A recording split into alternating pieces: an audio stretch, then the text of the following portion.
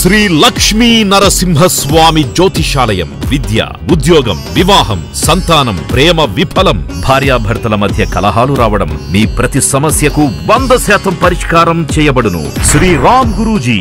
Cell 8855522279. సుబ్రహ్మణ్యారాధన. నిజానికి సుబ్రహ్మణ్యుడు పావకి అని అగ్నిస్వరూపం. శంకర భగవత్పాదులు పంచాయతనాన్ని పూజించమని శాసనం చేశారు. ఎవరు ప్రధానంగా కులదేవతగా చూస్తారో వాళ్ళని మధ్యలో పెడతారు. 5గురు మాత్రం పూజలో ఉంటారు.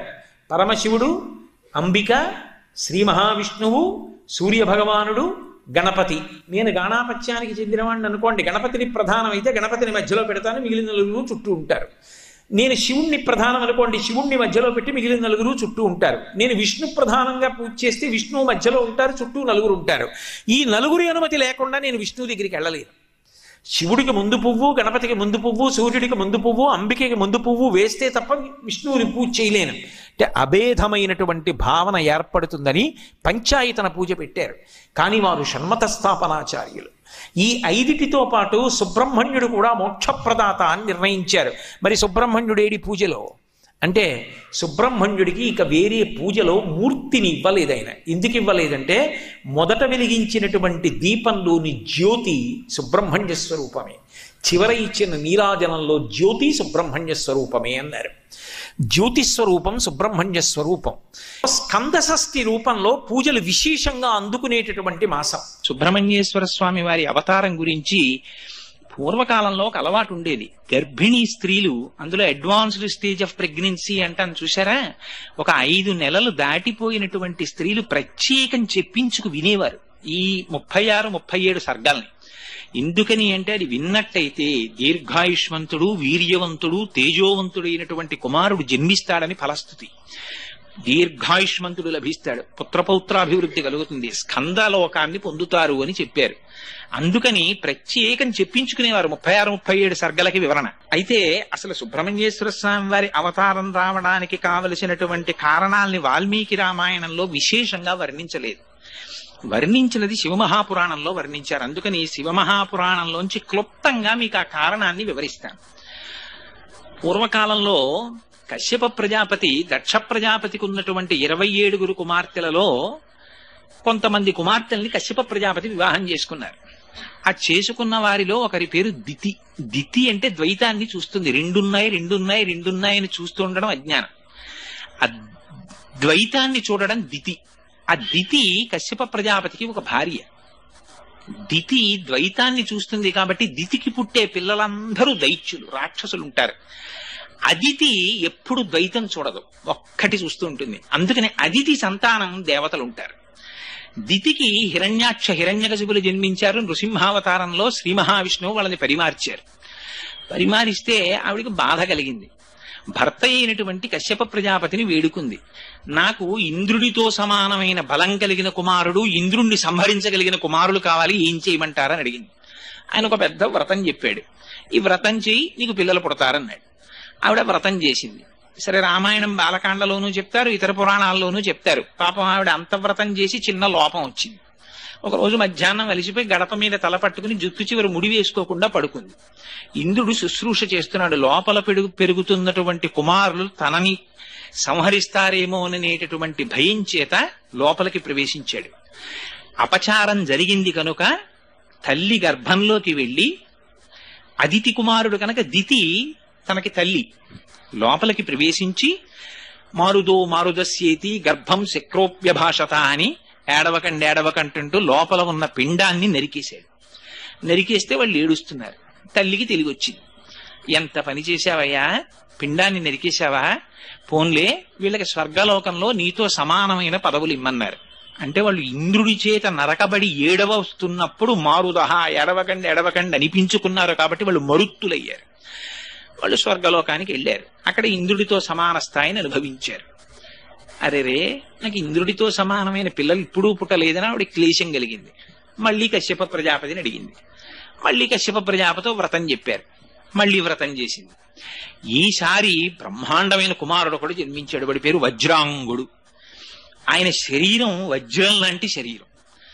ఆయనకి ఎప్పుడైతే అటువంటి శరీరం వచ్చిందో ఆ శరీర బలంతో దేవతల మీదకి దండెత్తాడు. ఇంద్రుణ్ణి పరవీభ్రష్టుణ్ణి చేసి ఇంతకు ముందు మా అమ్మకు గర్భాంతర్గతమైనటువంటి పిండాన్ని నరికాడు కనుక ఇంద్రుణ్ణి ఖైదు చేస్తానని తీసుకొచ్చి కారాగారంలో పెట్టాడు. దేవతలకి నాయకుడు లేడు. ఆ సమయంలో పాపం చతుర్ముఖ బ్రహ్మగారు బయలుదేరి కశ్యప ప్రజాపతి దగ్గరికి వచ్చి కశ్యప ప్రజాపతిని తీసుకుని వజ్రాంగుడి దగ్గరికి వెళ్ళారు.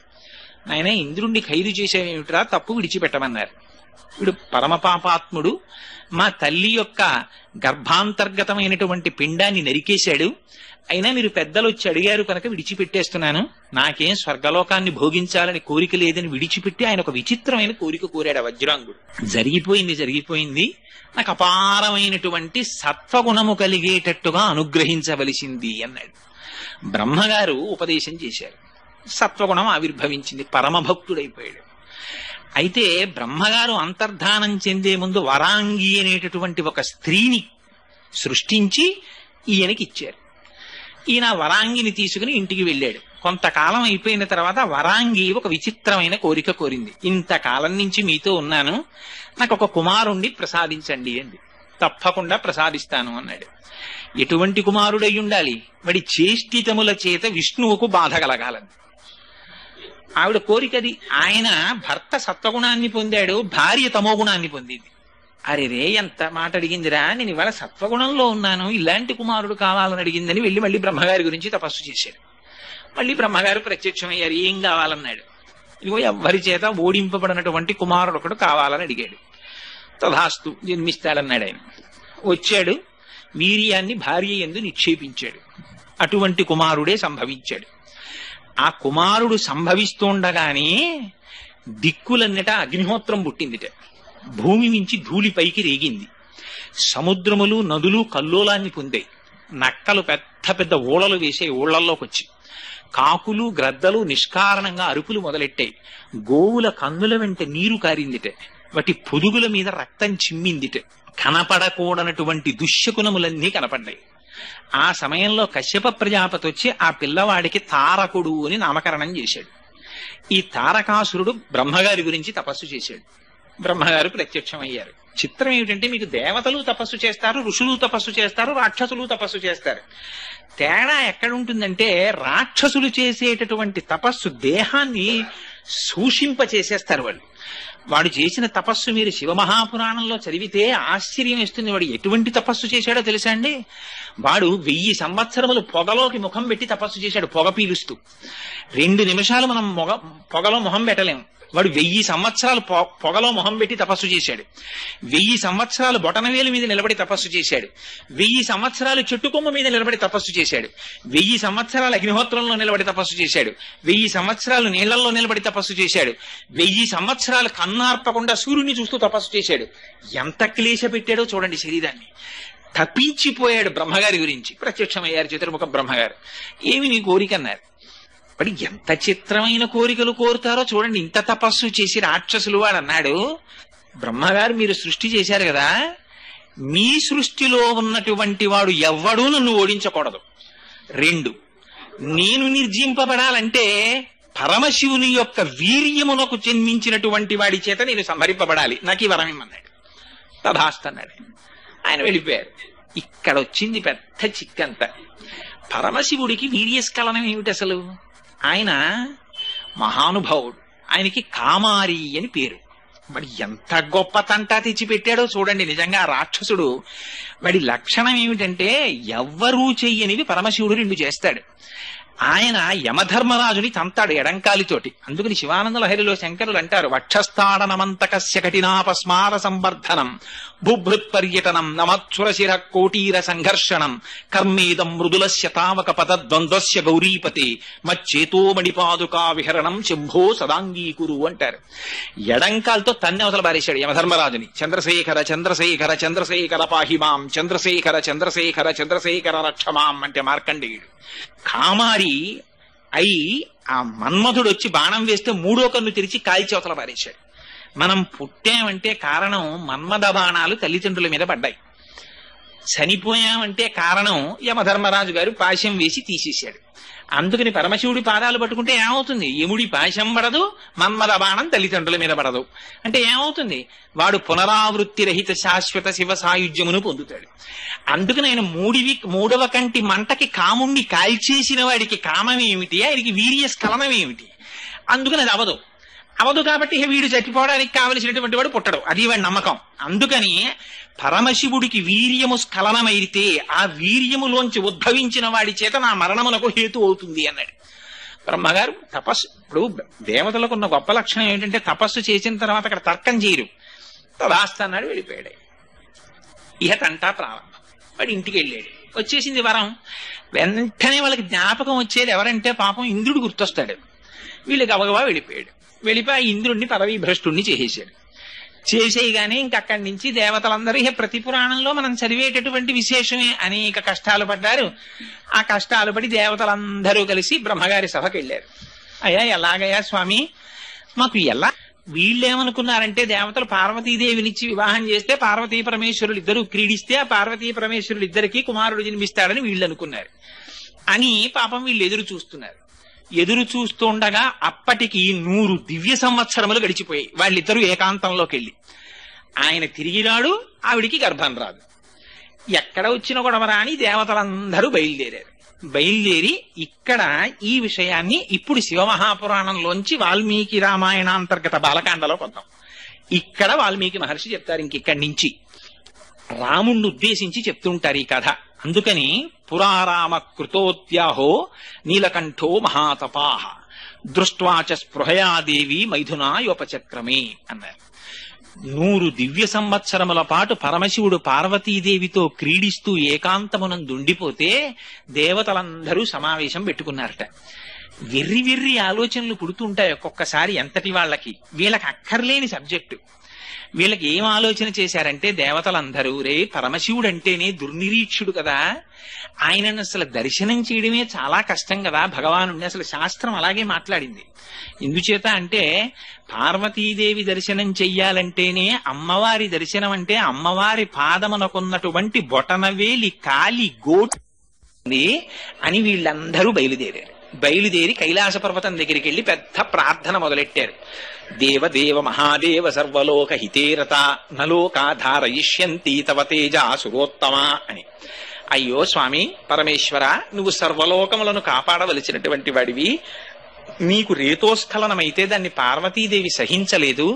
పార్వతీదేవి ఏమిటయ్యా, ప్రపంచంలో ఎవ్వరూ సహించలేరు దాన్ని. అందుకుని నీ యొక్క వీర్యము నీ యందే ఉంచుకో, ఆ రేతస్సు స్ఖలనము కాకుండా చూడు అని అడిగారు. అడిగితే లోపల భార్యతో సంగమిస్తున్నటువంటి పరమేశ్వరుడు బయటికి వచ్చాడు. కుమార సంభవం మనకు అనేక రహస్యాలు చెప్తుంది. ఇప్పటికీ కూడా దేవీ భాగవతంలో చెప్తారు, శ్రాంతే భీతే త్యక్స్తనాస్త్రే పతితే బాలకేస్తథా. కొన్ని నియమాలున్నాయి. ఆ నియమాలున్నటువంటి వాళ్ళని ఎట్టి పరిస్థితులలోనూ కూడా ఎంత పని ఉన్నప్పటికీ బయటికి పిలవడానికి వీల్లేదు. వాళ్ళని అటువంటి కార్యక్రమంలో అనగా ఏ తపస్సు చేసుకుంటున్న వాళ్ళని లేదా మైథునంలో ఉన్నటువంటి వాళ్ళని బయటికి పిలవడం కానీ వాళ్ళ ఏకాంతాన్ని భంగం చేయడం కానీ చెయ్యకూడదు. వీళ్ళు వెళ్లి పెద్ద ప్రార్థన మొదలెట్టారు. ఆయనకి భక్తవశంకరుడు అని బిరుదు పరమేశ్వరుడికి. ఇది పరమశివుని యొక్క గొప్పతనం అంటే. అటువంటి సమయంలో మహాయోగి అయినటువంటి పరమశివుడు భార్యా సంగమాన్ని విరమించి అరేరే పిల్లలు ఎక్కడో పెద్ద కేకలు వేస్తున్నారు నా కోసమని ఆ మాట వేయడంలో చూడండి వాల్మీకి మహర్షి ఏం మాట వేశారో చూడండి. పురారామ కృతోద్యాహో నీలకంఠో మహాతపాహ. నీలకంఠుడని పిలిచారు ఆయన్ని. ఇంకో మాట పెట్టి పిలవకూడదా?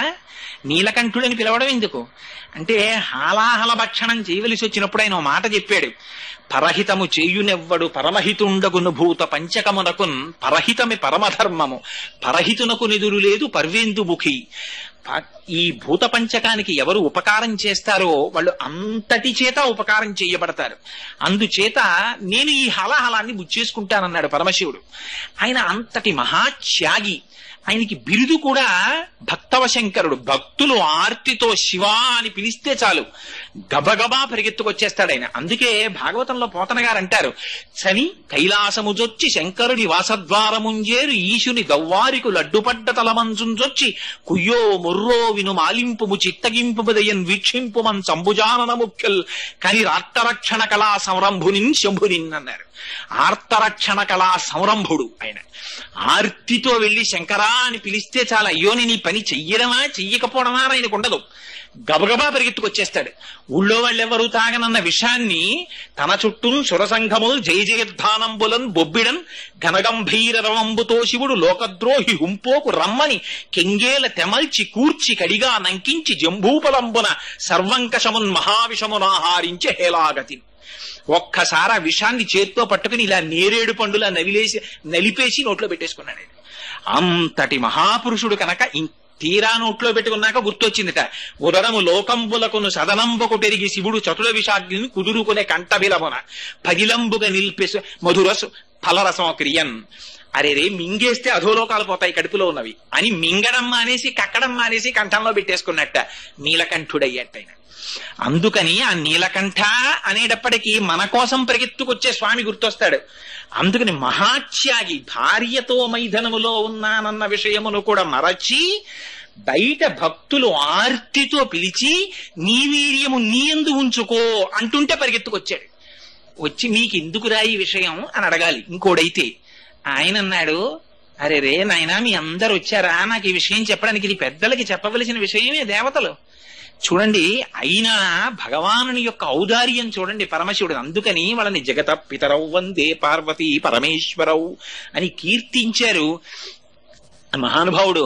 నిత్యాయ త్రిగుణాత్మనే పురజితే కాచాయనీ శ్రేయసే సత్యాయాజ్య కుటుంబినే మునిమన ప్రత్యక్ష చిన్మూర్తయే మాయా సృష్ట జగత్రయాయ చకలాం నాయాంత సంహారిణి సాయంతాండవ సంభ్రమాయ జటిని సేయం పతిశంభవే అంటారు శంకర భగవత్పాదులు. అంతటి మహానుభావుడు కనుక ఆయన అన్నాడు, దానికి ఏముందయ్యా, నా వీర్యమును నాయందే ఉంచుకుంటాను, కానీ ఒక్క విషయం, రేతస్థానము నుంచి కదిలిపోయింది, జారిపోతున్న వీర్యం కింద పడితే తప్ప, వీర్యోద్భవుడైన కుమారుడు జన్మిస్తే తప్ప తారకాసుర సంహారం జరగదు. ఎవరు పట్టుకుంటారు? పార్వతీదేవి యందు నిక్షేపించద్దని మీరు అన్నారు కదా, ఎక్కడ విడిచిపెట్టమంటారని అడిగాడు. అడిగితే ఉపద్రవం వచ్చేటప్పటికీ వాడండి అంటే వాడండి అని చెప్తాం. ఏదైనా సాధించేటప్పటికి వీడెళ్ళి ముందు చెప్తాడు. సుందరకాండలో హనుమ వెళ్ళి చెప్పలేదు, నేను దర్శనం చేశాను, వానరులందరూ చెప్పేశారు అక్కడ ఉందండి సీతమ్మ, అక్కడ ఉందండి సీతమ్మ అని. ఆఖరణ హనుమంతుడికి చోటిచ్చారు వెళ్ళి మాట్లాడడానికి. అలా వీళ్ళందరూ ఎవరు భరిస్తారా అనేటప్పటికీ పక్కకి తప్పుకున్నారు. ఒక్కళ్ళేడు శివవీర్యం భరించగలిగిన వాడేవాడు. భరించడం అనేటప్పటికీ అందరికీ గుర్తొచ్చింది భూమి. ఎందుకంటే పాపం ఆవిడికి ఒక పెద్ద బిరుదుంది, అన్నిటినీ భరిస్తుంది ఆవిడ. అందుకే కదా సుందరకాండలో రామాయణంలో వాల్మీకి మహర్షి ఆవిడకు ఒక గొప్ప బిరుదులు ఇచ్చారు. క్షితి క్షమ పుష్కర సన్నిభాక్షి యరక్షిత రఘవ లక్ష్మణాభ్యాం సారాక్షసీభి వికృతేక్షణాభి సంరక్షిత సాంప్రతి వృక్షమూలే అంటారు సీతమ్మని. తినడానికి కావలసింది ఆవిడే ఇస్తుంది, కింద విడిచిపెట్టేసిన దాన్ని ఆవిడే పుచ్చుకుంటుంది, తాగడానికి కావలసింది ఆవిడే ఇస్తుంది, వీడు విడిచిపెట్టేసిన దాన్ని ఆవిడే పుచ్చుకుంటుంది, వీడు గుణపం వచ్చి గోతులు పెట్టేసినా ఆవిడ ఊరుకుంటుంది, ఆఖరికి వీడిని తీసుకెళ్లి ఆవిడలో పూడ్చి పెట్టేసినా ఒక్కనాడే ఆవిడికి నమస్కారం చేయకపోయినా కౌగిలించుకుని కడుపులో పెట్టుకుంటుంది. అటువంటి తల్లి కదా, అందుకని భరించడం బాగా తెలిసిన ఆవిడ్ని చూపించారు. ఆవిడ్ని చూపించి ఇదిగోనయ్యా స్వామి భూమి ఉంది కదా, ఈవిడి మీద విడిచిపెట్టేసేయన్నారు. అంటే ఆ భూమి ప్రతిఘటించలేదు. అందుకని పరమశివుడు తన రేతస్సుని భూమి మీద విడిచిపెట్టాడు. విడిచిపెట్టేటప్పటికీ యత్తేజ క్షుభితం ఏతద్ధరా ధారయిష్యతి తతో దేవా పునరిరమూచశ్చాద హుతాశనం అన్నారు వాల్మీకి మహర్షి. ఆ వీర్యం ప్రవహించడం మొదలెట్టింది భూమి మీద. అది ప్రవహించడం మొదలెడితే శివ తేజస్సుని భరించగలిగినటువంటి వాడేవాడు. శివ తేజస్సు అంటే శివుడే. ఇంకా భరించలేకపోయింది భూమి. భరించలేక గజ గజ గజ గజ వణికిపోయింది. వణికిపోతే అప్పుడు దేవతలందరూ చూశారు. వాళ్ళ గొప్పతనం చూడండి, ఆ తెలివితేటలు చూడండి వాళ్ళవి. ఎందుకు భూమి ఇంత కాలిపోతోందంటే తేజస్సు వేడి, వేడిని వేడి భరించగలదు. అందుకని అగ్నిహోత్ర నువ్వు వెళ్ళి పుచ్చేసుకుని కొంత నీ కడుపులో పెట్టేసుకో అన్నారు. నువ్వు వేడి కదా, అందుకని నీలో పెట్టుకోమన్నారు. అంటే ఇందులో చమత్కారం కూడా ఏమిటంటే వాళ్ళు చేసిన పొరపాటుని పరమశివుడు చక్కదిద్దుతున్నాడు. ఎందుకని ఆయనే అష్టమూర్తి తత్వం, మళ్ళీ పరమశివుడిదే. అందుకే కాంచీపురంలో పృథివీలింగం, జంబుకేశ్వరంలో జలలింగం, అరుణాచలంలో అగ్నిలింగం, చిదంబరంలో ఆకాశలింగం, శ్రీకాళహస్తిలో వాయులింగం, కోణార్కలో సూర్యలింగం, సీతాగుండంలో చంద్రలింగం, కాఠ్మండూలో యజమానలింగం, 8 పరమశివుని యొక్క మూర్తులే. అష్టమూర్తి తత్వం కనుక అగ్నిహోత్ర స్వరూపంతో వచ్చి ఆయనే కొంత వీర్యాన్ని మళ్ళీ తనలోకి తీసుకున్నారు. ఈ మిగిలిన వీర్యం భూమి మీద ప్రవహించింది. ఆవిడ భరించలేకపోయింది ఆ వేడిని. భరించలేక చిత్రం చూడండి, ఆవిడ తీసుకెళ్లి గంగలో వదిలేసింది. గంగ వేడెక్కిపోయి నేను భరించలేని తీసుకెళ్లి హిమాలయ పర్వతాల మీద వదిలేసింది, ఇంకొంచెం చల్లగా ఉంటాయని. హిమాలయ పర్వతాలు అమ్మ బాబోయ్ నేను భరించలేనని కిందకు వదిలేసింది. అక్కడ రెల్లు పొదలు పుట్టాయి. ఈలోగా జాత రూపమితి ఖ్యాతం అని ధాతువులన్నీ పుట్టాయి, లోహాలన్నీ పుట్టేశాయి. పెద్ద తెల్ల కొండ ఏర్పడిపోయింది, అది కైలాసం అయిపోయింది. అక్కడ రెల్లు పొదలు పుట్టాయి. ఆ రెల్లు పొదల్లో ఏడుస్తూ పిల్లవాడు కనబడ్డాడు. దివ్యం శరవణం చైవ పావకాదిత్య సన్నిభం, ఆయనే సుబ్రహ్మణ్యేశ్వరుడు అన్నాడు. అయితే చిత్రం ఏమిటంటే వాల్మీకి రామాయణంలో ఇది చెప్పడంలో ఒక గమ్మత్తు పాటించారు. సంక్షిప్తంగా ఇలా చెప్పి వెంటనే అన్నారు, ఈ కొడుకు పుట్టాడు కదా వీళ్ళకి సంతోషం వచ్చేసింది. వాడు తండ్రి ఎన్ని కష్టాలు పడ్డాడో వీళ్ళకి అనవసరం. అమ్మయ్య సేనాధిపతి దొరికాడని వీళ్ళందరూ వెళ్లి పార్వతీ పరమేశ్వరుడి దగ్గరికి నమస్కారం చేద్దామని వెళ్ళారు. పూలు పళ్ళు పట్టుకెళ్లి స్వామి ఓసారి వస్తే నమస్కారం పెడతామన్నారు. అంటే పార్వతీదేవి బయటికి వచ్చింది, ఎంత పని చేశారా మీరు? స్త్రీ కోరుకునేటటువంటి గొప్ప సౌభాగ్యం ఏమిటి? భర్తని తనయందు మొయ్యాలనుకుంటుంది. ఇది భార్యాస్వరూపం అంటే. భర్త తను ఒక్క తాళి కట్టిన భార్యకి తప్ప అన్యులకు ఇవ్వకూడనటువంటి కటాక్షం తనని తన భార్య యందు నిక్షేపిస్తాడు. ఆ భార్య తన పతి యొక్క స్వరూపాన్ని తన కడుపులో పెంచి పెద్ద చేసి ప్రసవిస్తుంది తప్ప తన స్వరూపాన్ని వేరొక చోట నిక్షేపించకూడదు పురుషుడు. అందుచేత నా భర్త యొక్క స్వరూపాన్ని భరించవలసినది నేను కడుపులో, కానీ నేను భరించలేనని మీరు వీర్యస్ఖలనం చేయించారు పరమశివుడి చేత, భూమి చేత భరింపచేశారు. అందుకని మీకు నేను శాపం ఇస్తున్నాను. ఏమిటో తెలుసా? అపత్యం స్త్వేషు దారేషు యస్మాన్నోత్వాద్వైష్యథ అవనేనైక రూపత్వం బహుభార్యా భవిష్యసి నచ పుత్ర కృతాం ప్రీతిం మత్క్రోధ కలుషీకృత ప్రాప్యసి త్వం సుదుర్మేధే మమ పుత్రమనిచ్చతి. పార్వతీదేవి శపించింది. ఏమని? అపత్యం స్త్వేషు దారేషు, దేవతలారా మీ ఎవ్వరి భార్యలకి ఇహ సంతతి పుట్టారు, ఇక మీ యొక్క భార్యలందరూ నిస్సంతులై ఉండిపోతారు. అక్కడితో 33 కోట్ల దేవతలు ఆగిపోయారు. ఇహ ఆనాటి నుంచి ఈనాటి వరకు దేవతల సంఖ్య 33 కోట్లు. మిగిలిన ఏ అవతారంలోనూ ఈ చిత్రం లేదు. ఒక్క సుబ్రహ్మణ్యేశ్వర స్వామి వారి అవతారం దగ్గరికి వచ్చేటప్పటికి ఇంత చిత్రం జరిగింది. దేవతల సంఖ్య ఆగిపోయింది. దేవతలు అయిపోయారు. వచ్చి ప్రార్థన చేసినందుకు ముఖం తిప్పి చూసింది, భూమి కనపడింది. నేను పొందవలసినటువంటి నా పతి యొక్క తేజస్సుని నువ్వు స్వీకరించావు కాబట్టి అవనేనైక రూపత్వం బహుభార్యా భవిష్యసి. ఒక స్త్రీకి ఇంతకన్నా దారుణమైన శాపం ఇంకోటి ఉండదు. నువ్వు ఒక్కతివే, నీకు భర్తలనేకం పొమ్మంది. అందులో వావివరసలు లేకుండా ఉంటాయి. ఎందుకని? తండ్రి గారు భూమిపతే, కొడుకు గారు భూమిపతే. తండ్రి ఆ భూమికి పతే పరిపాలిస్తాడు, ఆ తండ్రికి కొడుకు మళ్ళీ భూమికి పతే. కారే రాజులు రాజ్యములు గెలువరే గర్వోన్నతిం పొందరే వారేది సిరి మూట కట్టుకుని పోవంజాలిరే భూమిపై పేరైనం కలదే శిబి ప్రముఖులను ప్రీతిని యశక్కాముల ఈరే కోర్కెలు వరలంతలపరే ఇక్కాలము భార్గవ అంటారు పోతన గారు. ఎంతమంది వచ్చారో ఎంతమంది వెళ్ళిపోయారు. అందుకని అవనేనైక రూపత్వం బహుభార్యా భవిష్యసి, నీకు బోల్డ్ మంది భర్తలు అవతల బొమ్మంది. ఎందుకని? తన భర్త వీర్యం తను పొందకుండా చేసింది కాబట్టి అని. ఇంకొక మాట అంది, నువ్వు ఒక స్వరూపంతో ఉండవు, అనేకమైనటువంటి స్వరూపాలతో ఉంటావు. అందుకని చవిటి నేల, ఊషర క్షేత్రం, సస్యశ్యామలం, ఇన్ని రకాలుగా భూమి మారిపోయింది అని పార్వతీదేవి శపించింది. ఇక్కడ రామాయణంలో అంతవరకే చెప్పారు, కానీ శివమహాపురాణంలో ఇంకొక మాట కూడా చెప్పారు. అగ్నిహోత్రుడి వంక చూసింది. భూమి భరించలేని తేజాన్ని నువ్వు భక్షించావు కాబట్టి నువ్వు సర్వభక్షకుడు అయిపోతావు. ఇది తినచ్చా ఇది తినకూడదా అని ఉండదు. శవం దగ్గర నుంచి ప్రతిదాన్ని కాలుస్తావు మంది. ఆనాటి నుంచి ఈనాటి వరకు అగ్నిహోత్రుడు సర్వభక్షకుడు. ఇవన్నీ అమ్మవారి శాపాలు.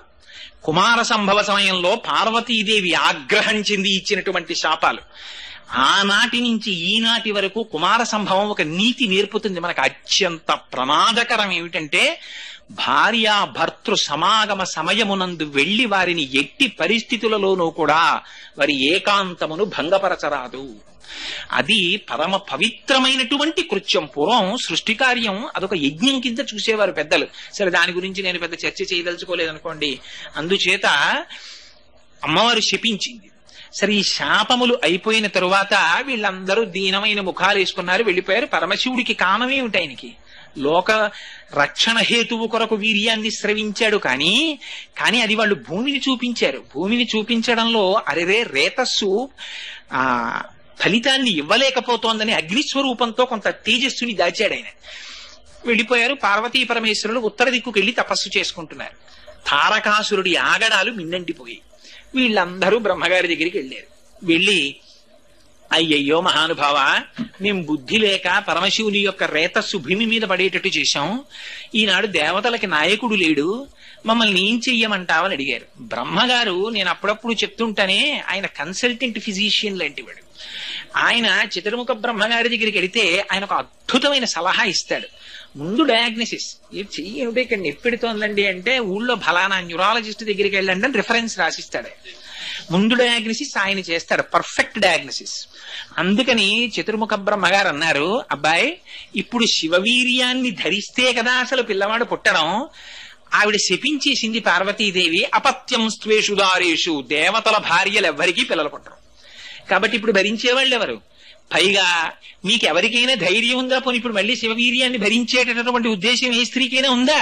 అంటే ఎవరు వస్తారు మళ్ళీ అమ్మవారికి తెలిస్తే? అందుకని ఎవరూ రారు. కాబట్టి ఎవరైతే ఆవిడ ఒప్పుకుంటుంది, తనకి తోడ పుట్టిందో ఒక ఆవిడుంది. ఎవరు? హిమవంతుని యొక్క పెద్ద కూతురు గంగాదేవి. తన అక్కగారే కాబట్టి బహుశః గంగాదేవి స్వీకరిస్తే ఆవిడికి కోపం రాకపోవచ్చు. అందుకని గంగలో శివవీర్యాన్ని విడిచిపెట్టండి. ఎక్కడుంది ఇంకా శివవీర్యం? అగ్నిహోత్రుడి దగ్గర ఉంది. ఆయన భూమి భరించలేనప్పుడు కొంత స్వీకరించాడు కాబట్టి అగ్నిహోత్రుడు అష్టమూర్తి తత్వంలో పరమశివుడే. అందుకని తీసుకువెళ్ళి అక్కడ విడిచిపెట్టు గంగలో అన్నారు. అంటే ఎంత జాగ్రత్త చూపించారో చూడండి. అందుకే కుమార సంభవం వింటే అటువంటి కుమారులు కలుగుతారనడానికి కారణం అది. ఈయన వెళ్ళి ప్రార్థన చేశాడు అగ్నిహోత్రుడు. ఏమని? గర్భం ధారయ వైదేవి దేవతానామిదం ప్రియం తస్య దద్వచనం శ్రుత్వా దివ్యం రూపమధారయత్. అమ్మా గంగా, దేవతలందరూ కోరుతున్నారు, పరమశివుని యొక్క రేతస్సు నా యందు ఉన్నది, దాన్ని నీ యందు విడిచిపెడతాను, నువ్వు అనుగ్రహించవలసింది అన్నాడు. అంటే తస్య దద్వచనం శ్రుత్వా, ఆ మాటలు విని ఆవిడ ప్రీతి పొందిందిట. ప్రీతి పొంది దివ్యం రూపమధారయత్, చక్కనైన రూపాన్ని పొందిందిట. అగ్నిహోత్రుడు సమాగమించాడు గంగాదేవితోటి. సమాగమించి శివుని యొక్క రేతస్సుని గంగలోకి ప్రవేశపెట్టాడు. ప్రవేశపెడితే అక్కడ ఎంత గొప్ప మాటలు వాడారో తెలుసా అండి? సర్వావయవముల యందు తృప్తిని పొందిందిట గంగ. పూర్ణాయుర్దాయము కలిగిన వాడు, గొప్ప తేజస్వి, వీర్యవంతుడు, తెలివైన వాడు, ఇటువంటి కుమారుడు జన్మించాలంటే ఆనుకూల్యము భార్యం యందుండి ఆరోగ్యవంతురాలై సమాగమనముకు సిద్ధపడి పరమ ప్రీతిపాత్రులైనటువంటి దేవతామూర్తుల దర్శనం చేస్తూ ఉండగా అటువంటి విషయాలు మనస్సులో నింపుకొని భార్య యందు సమాగమించినటువంటి వాళ్ళకి అపారమైన తేజోవంతులైన కుమారుడు జన్మిస్తారు. ఇది కుమార సంభవం చెప్పేటటువంటి రహస్యం, నా సొంతంగా చెప్తున్నది కాదు. అంతేకాని ఏదో తొండని గద్దెత్తుకుపోతున్న ఫోటోలు ఇలాంటివి బెడ్రూముల్లో పెట్టుకుంటే అలాంటి కీచక ప్రవృత్తున్న పిల్లలే పుడతారు. అందుకని బెడ్రూముల్లో ఎలాంటి ఫోటోలు పెట్టుకోవాలో కూడా కుమార సంభవం చెప్పేసింది. అందుకని దివ్యం రూపమధారయత్, ఆవిడ దివ్యమైన రూపాన్ని పొందింది. ఆ తేజస్సుని విడిచిపెట్టాడు గంగలోకి.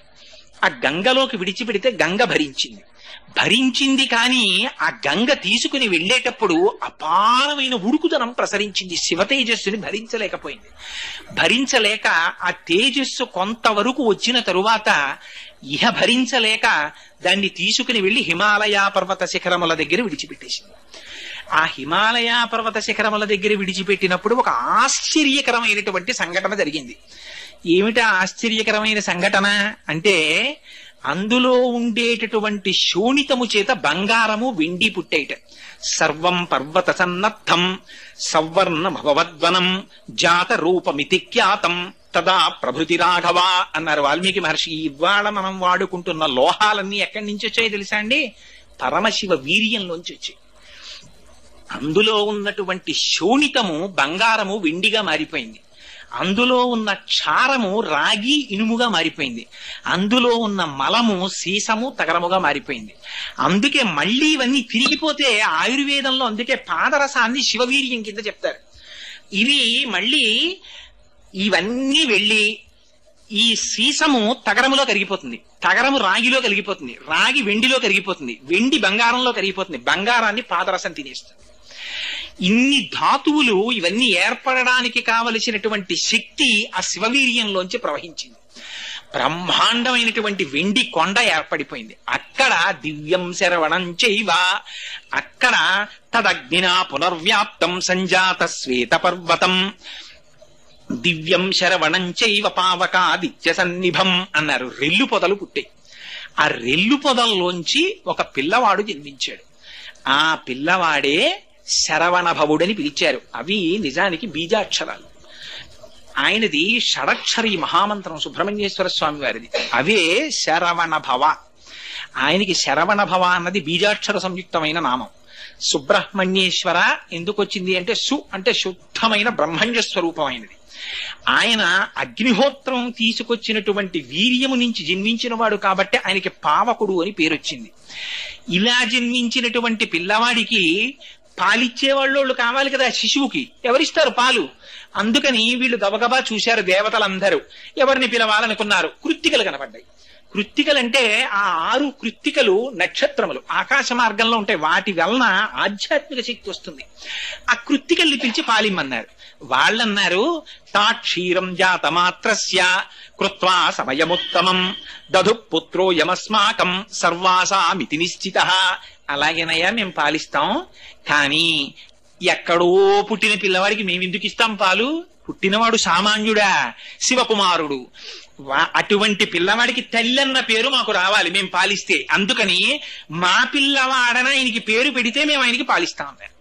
ఆ పిల్లవాడు బతికి బట్ట కట్టి దేవసేనకి నాయకుడైతే కానీ తారకాసుడు సంహరింపబడ్డావు. అలాగే తప్పకుండా పిలుస్తాం, మీరు పాలివ్వండి అన్నారు. కృత్తికలు 6 పాలిస్తుంటే 6 ముఖములతో తాగాడు కాబట్టి ఆయన షడాననుడు అయ్యాడు, షణ్ముఖుడు అయ్యాడు. 6 ముఖములతో పాలు కృత్తికల దగ్గర తాగాడు కాబట్టి కార్తికేయుడయ్యాడు. గంగాదేవి యొక్క గర్భము స్రవిస్తే పుట్టినవాడు కాబట్టి స్కందుడయ్యాడు. ఇన్ని పేర్లతో ఒక్కసారి జన్మించాడు ఆయన. జన్మిస్తే సూర్యునకు ఎదురు నిలిచినటువంటి సూర్యుడా అన్నంత తేజస్సుతో వెలిగిపోతున్నాడు ఆయన.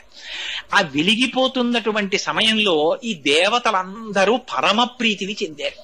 అమ్మయ్య, ఇటువంటి పిల్లవాడు జన్మించాడురా, ఇంకా మన కష్టాలన్నీ గట్టెక్కిపోయాయి అనుకున్నారు.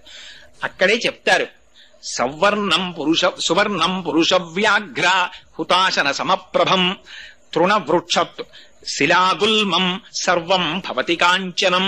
ఆయన యొక్క కాంతి చేత, శివరేతస్సు నుంచి ఏర్పడిన ధాతువుల కాంతి చేత సర్వం బంగారుమయంగా గోచరించిందిట. అంత కాంతులు పుట్టేశాయి.